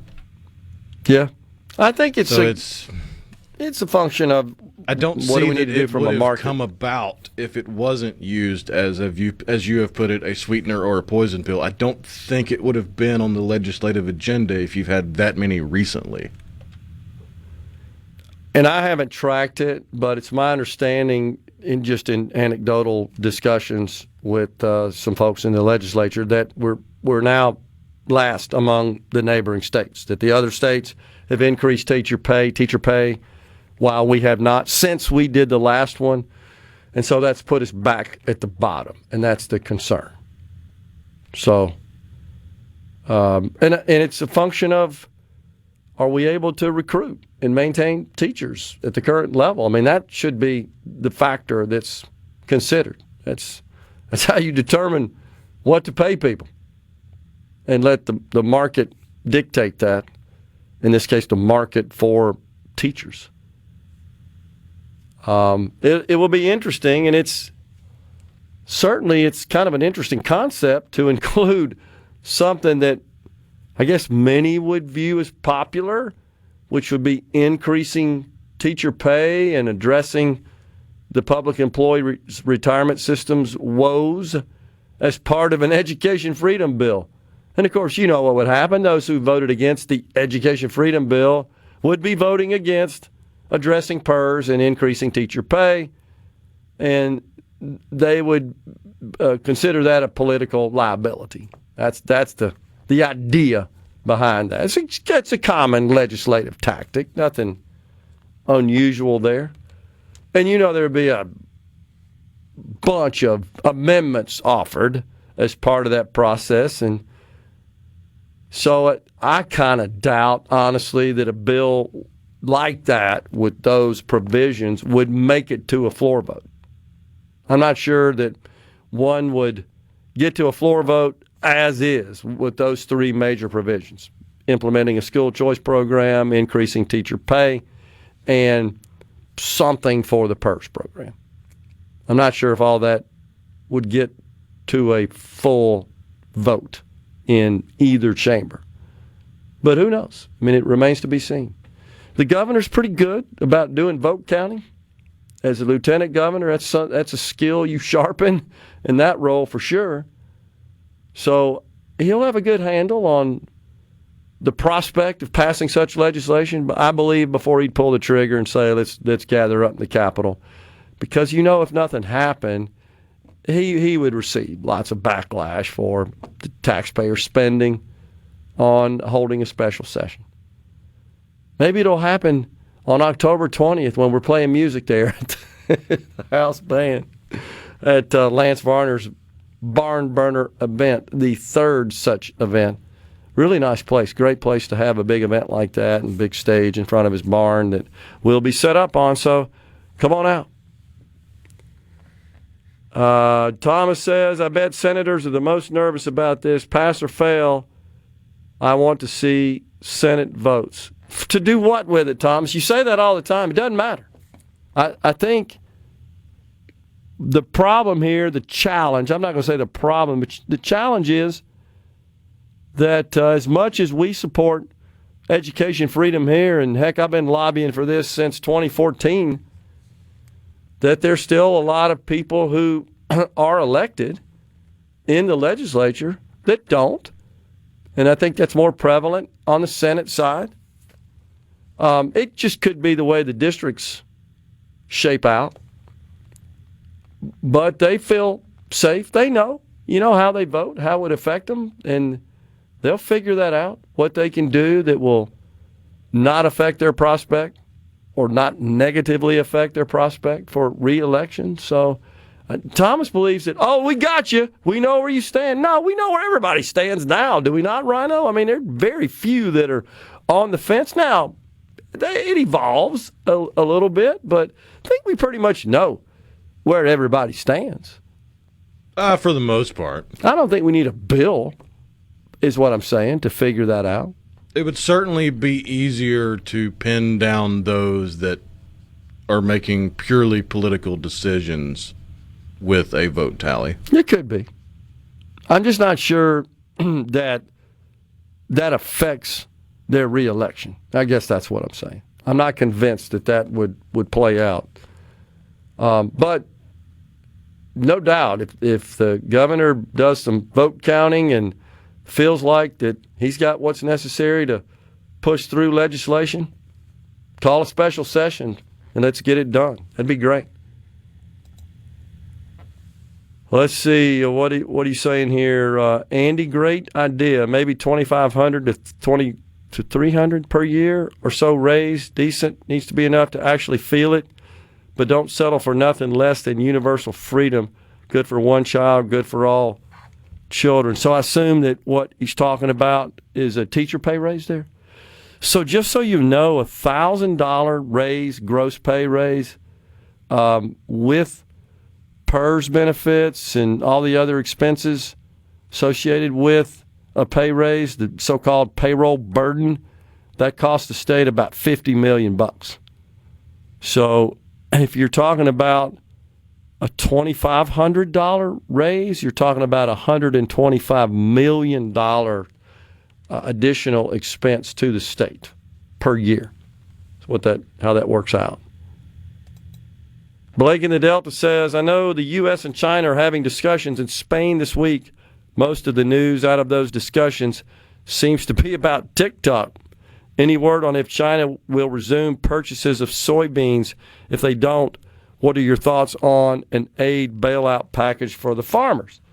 Well, no, at this point, I don't see China moving on the purchase of soybeans. And I know that's a a huge concern, as it should be, for our farmers and farmers across the nation. The trade war, if you will, which has been ratcheted up with China, has really not shown any signs of ending, and as a result, there still are problems with respect to this country's sale of its farm products to China. And top of that list, you're absolutely right, is soybeans. The farmers in this country depend quite a bit on the export of their soybeans to China. I did check this out last night because I was curious as well about this. Exports of soybeans are down 51%, 3.4 billion from 2024. And this report I'm looking at, Rhino, I got from the investment community because it's market analysts that are talking about various companies, and John Deere is one of them. And they're saying that there are concerns about John Deere because with this decrease in the sale of American farm products abroad, the orders for John Deere tractors and the implements they sell are the future of that is a concern. And so as far as bailout package, that happened in the first round of the Trump presidency, the first cycle, 45. And that was to offset the impact of tariffs, the negative impact of tariffs on the farming industry. I'm not a big fan of so-called bailouts. I'd like to see the market work without the need for that. But I will say this, and you know this, Rhino, is that government, it's like the healthcare industry. They're so integrated into the agriculture industry, it causes problems that I guess you could say necessitate financial assistance just to cover and counter the problems they create for farmers. So on that basis, you can kind of see it, but I'm not a fan of bailouts. I don't think anybody that believes in free markets would be in support of such. But, yeah, that's what's going on. But appreciate that text because that I actually had on my list to get to, which is concerns over China not buying our soybeans. And you heard Austin Golding on with us earlier. He, of course, is in the shipping business. He did share that he doesn't ship farm products, but he knows a lot of them, and they have concerns. We're coming right back.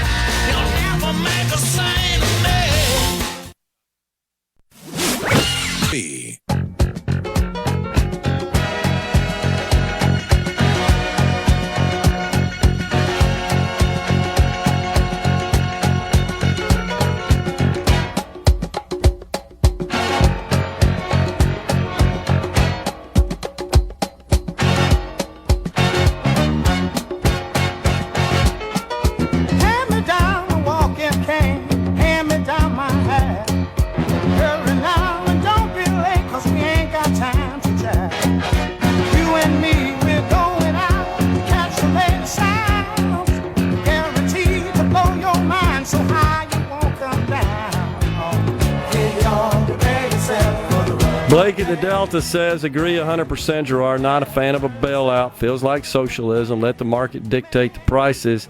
And if we can't sell what we're growing at a profit, we've got to change what we're growing to what someone will buy. The government often creates problems and then throws money around to mitigate the fallout. Thanks for giving your opinion and insights. And that, you know that, Rhino, that's been going on in the agricultural industry for a long time. One of the more obvious conflicts, of course, is subsidizing tobacco farmers while at the same time spending taxpayer money to persuade people not to use tobacco. Always didn't make sense to me as an example. But Mississippi is heavily reliant on farmers, and we have fantastic agriculture community and And they're businesses. They're business people, and that's what they do. I mean, they farm on their land.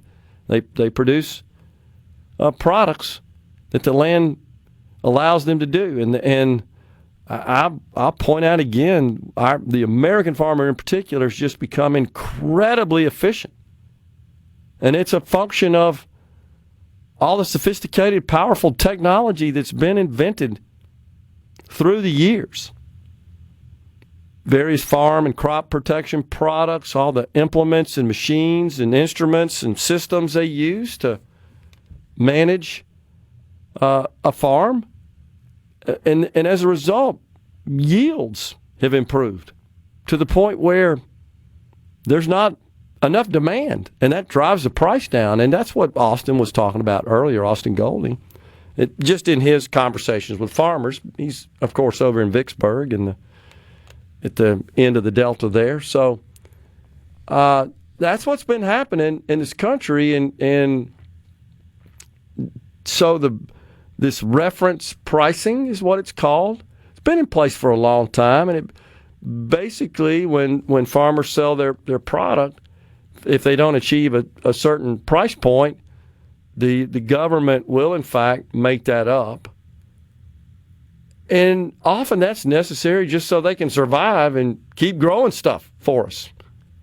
It's definitely a huge dilemma that needs to be addressed. Now, there are a lot of people that will say, hey, the problem is there's been too much concentration of like meat packers and those who buy cattle, for example, and just overall too much concentration upstream in the agricultural industry. And that's driven prices down, which has made it difficult for our farmers to survive, honestly, from an economic perspective. It's a complicated matter, and I think it needs a lot more review and study and to put forth some solutions that do make sense. We need the farmers. Lord knows we do. But we need them to be profitable. We need them to run economically viable organizations, and that's their farms. So hopefully we'll address that and get serious about this issue.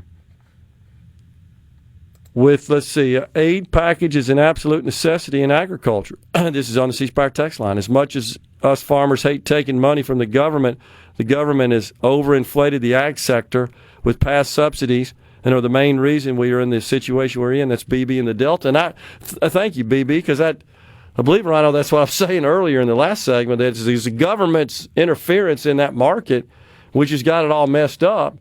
And so when government comes back, as BB is saying here, and provides financial assistance, often they're doing so to offset the problem that they created. I'm with you on that, BB, and that's precisely right. And so that's what needs to be considered and addressed.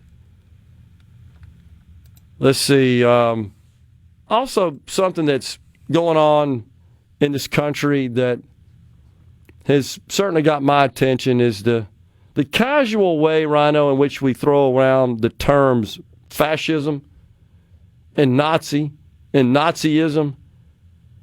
And I dare say if you ask the average person on the street to define fascism, or perhaps even a more complex question for the average person on the street is, can you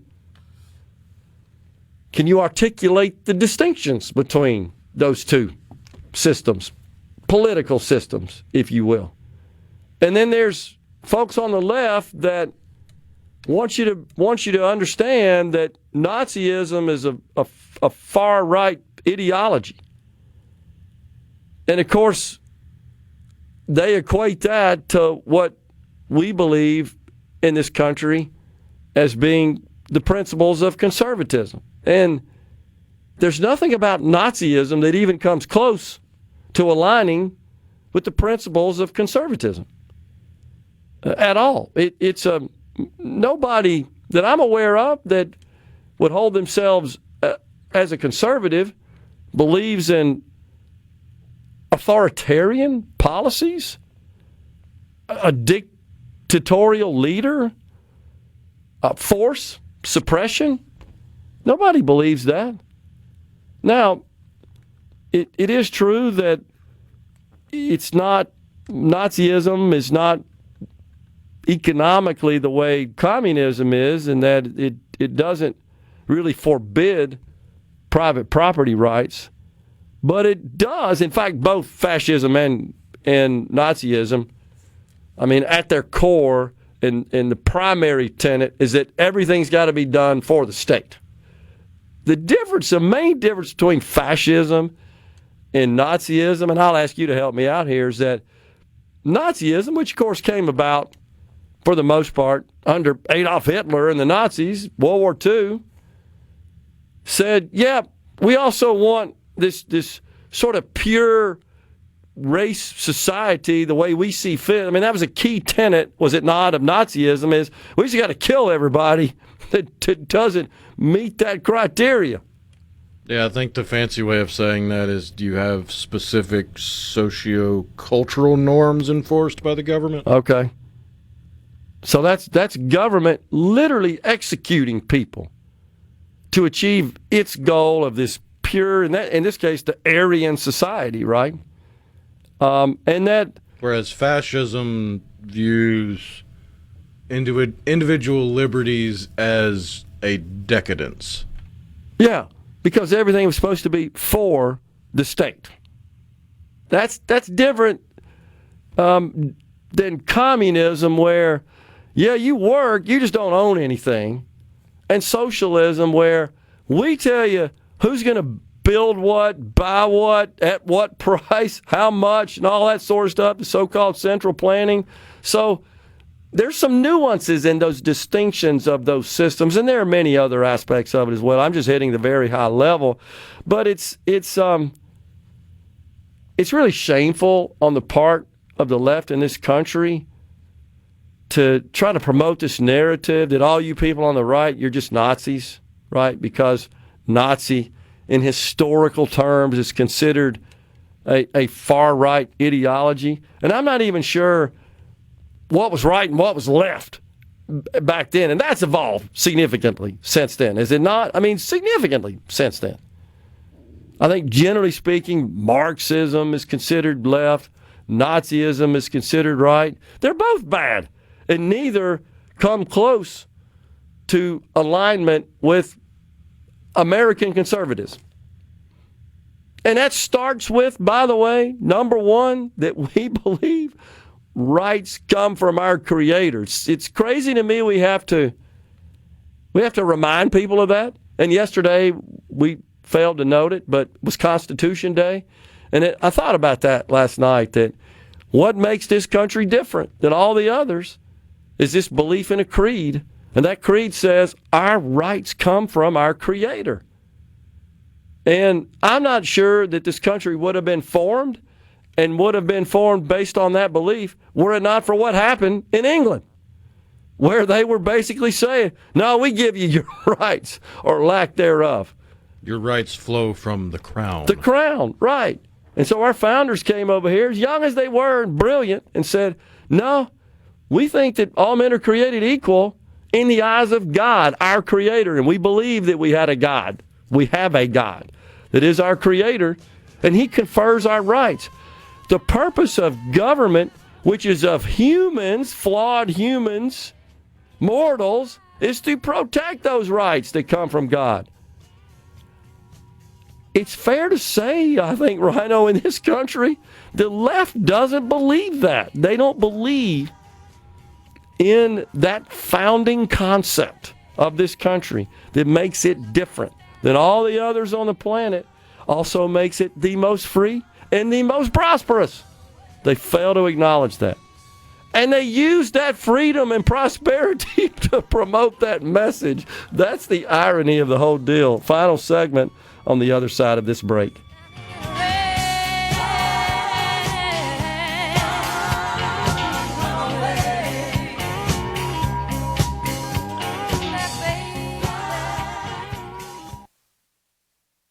Hi, this is Mark. Here's what we stand for. My daddy spent his life looking up at the sky. He'd Just kick the dust, saying, son, it's way too dry. The clouds up in the city, the weatherman complains. But where I come from, rain is a good thing. Rain makes corn, corn makes whiskey, whiskey. We're back with you in the Element Well studio, final segment on this Friday Eve, as Rhino says. So Mo says, Nazi stood for National Socialist Party. How do you get far right from that?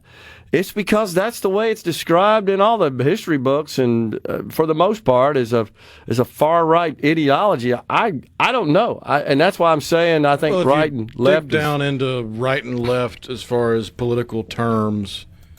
I think that dates back to the French Revolution is when one of the first times that was used, and the terms were basically assigning to the left individual liberties and freedoms, and the right was tradition and hierarchy. Okay. So if you look at it through that lens, then it looks more like the socialist name and Nazism is similar to the Democratic People's Republic of North Korea, where it's not really all that democratic. It's just a selling point. Right. Okay. Makes sense. And, of course, we all know that the term liberal describes something totally different back then than it does today, right? So what do you say, live and let live? Yeah, how did we get from live and let live to you will use my pronouns or else? On the C Spire text line, lots of folks weighing in on this situation with farmers in our country and in Mississippi. Rusty says, our selling prices are high because of a low cow population. Many cattlemen have left the business because of the cost of production. So, Rusty, I guess the other reports I'm seeing are that significant, serious drought have also caused a decline in the cattle population. That's caused a boost, of course, in beef prices. Ground beef, I think I saw a report, $6.50 or so, $6.60 in the store for ground beef. Maybe a record for ground beef at that level. And that's specifically the data I've seen attributes that to, again, a reduced population of cattle due to drought. Also, eggs went up, came down. I saw this morning bird flu again. You seen this? Maybe a problem again, which is what spiked egg prices last time. Just had to go out and decimate the flock. Hopefully we have more common sense regulations in place that if, one chicken that's several hundred yards away from a whole flock doesn't mean we got to destroy the whole farm, which is, I think, what the Biden administration was doing. I may be exaggerating a little bit. I just remember that early on, after the president was elected, that there were some changes in those standards and those policies regarding that. From a Delta family on the C Spire text line, the issue in the Delta farm economy with changing crop mix is there's not enough labor available to raise things like vegetables. If you can't use mechanized planting and harvesting, you can't consider growing a different crop. Appreciate that. It makes total sense. Sounds like an opportunity for someone to invent some technology to address that issue. But, I get it. I think there already is some technology for vegetable and fruit mechanization. It's just pricey. Yeah, makes sense. On the C Spire text line, we have someone on the 662 that sent us a picture of looks like, is that a combine that's out on the field on the row crops? I can't tell what the crop is exactly. Says, enjoy your show, great work. We are the only business that buys retail and sells wholesale. That's a great way to describe it in the world. Another problem for us farmers is that input prices have steadily risen while commodity prices have not. We buy everything retail. There you go, sell wholesale. I hear you, man. I want to see that problem get the attention it needs and get addressed. There's got to be some practical, creative solutions to address this issue because we need these farmers. We have to acknowledge that. There's no infrastructure for other crops. This is on the C Spire text line. What are we to do? Grow peas and butter beans, small scale? And I think that's consistent with what the other person said, right, Rhino, that growing vegetables is not as mechanized as growing the other row crops, and that requires a lot more investment in labor in this case, and probably may require different machinery. I don't know. I'm not an expert on that, but it wouldn't surprise me. But it does make sense that you can't just snap a finger and say, I'm not growing beans, I'm growing vegetables this year. Yeah, I get it. Andy says, I think it would be good to get their vote on record talking about the school choice issue. I know he's a huge proponent of education freedom. Some of them come in there and talk around it. Nothing could be bad without making them say yes or no. And there will be no doubt who supports the National Republican platform, free market, small government, and individual freedom. I hear you, Andy, and I agree. There would be some, although I would deem it minimal value in that, because they're going to cast that ballot based on which way is most likely to help them get elected in the next cycle. So it may expose them, but they may sort of thumb their nose and say, doesn't matter, I'm still going to get elected. Plus, it would be fun to hear them and explain their vote while still claiming to be conservative. That, too, on the C Spire text line. And this has become a very controversial circle, Rhino, as you and I well know, as far as which way is more conservative than the other. We know where we stand. We're out of here today. Back tomorrow. Stay safe, and God bless everyone.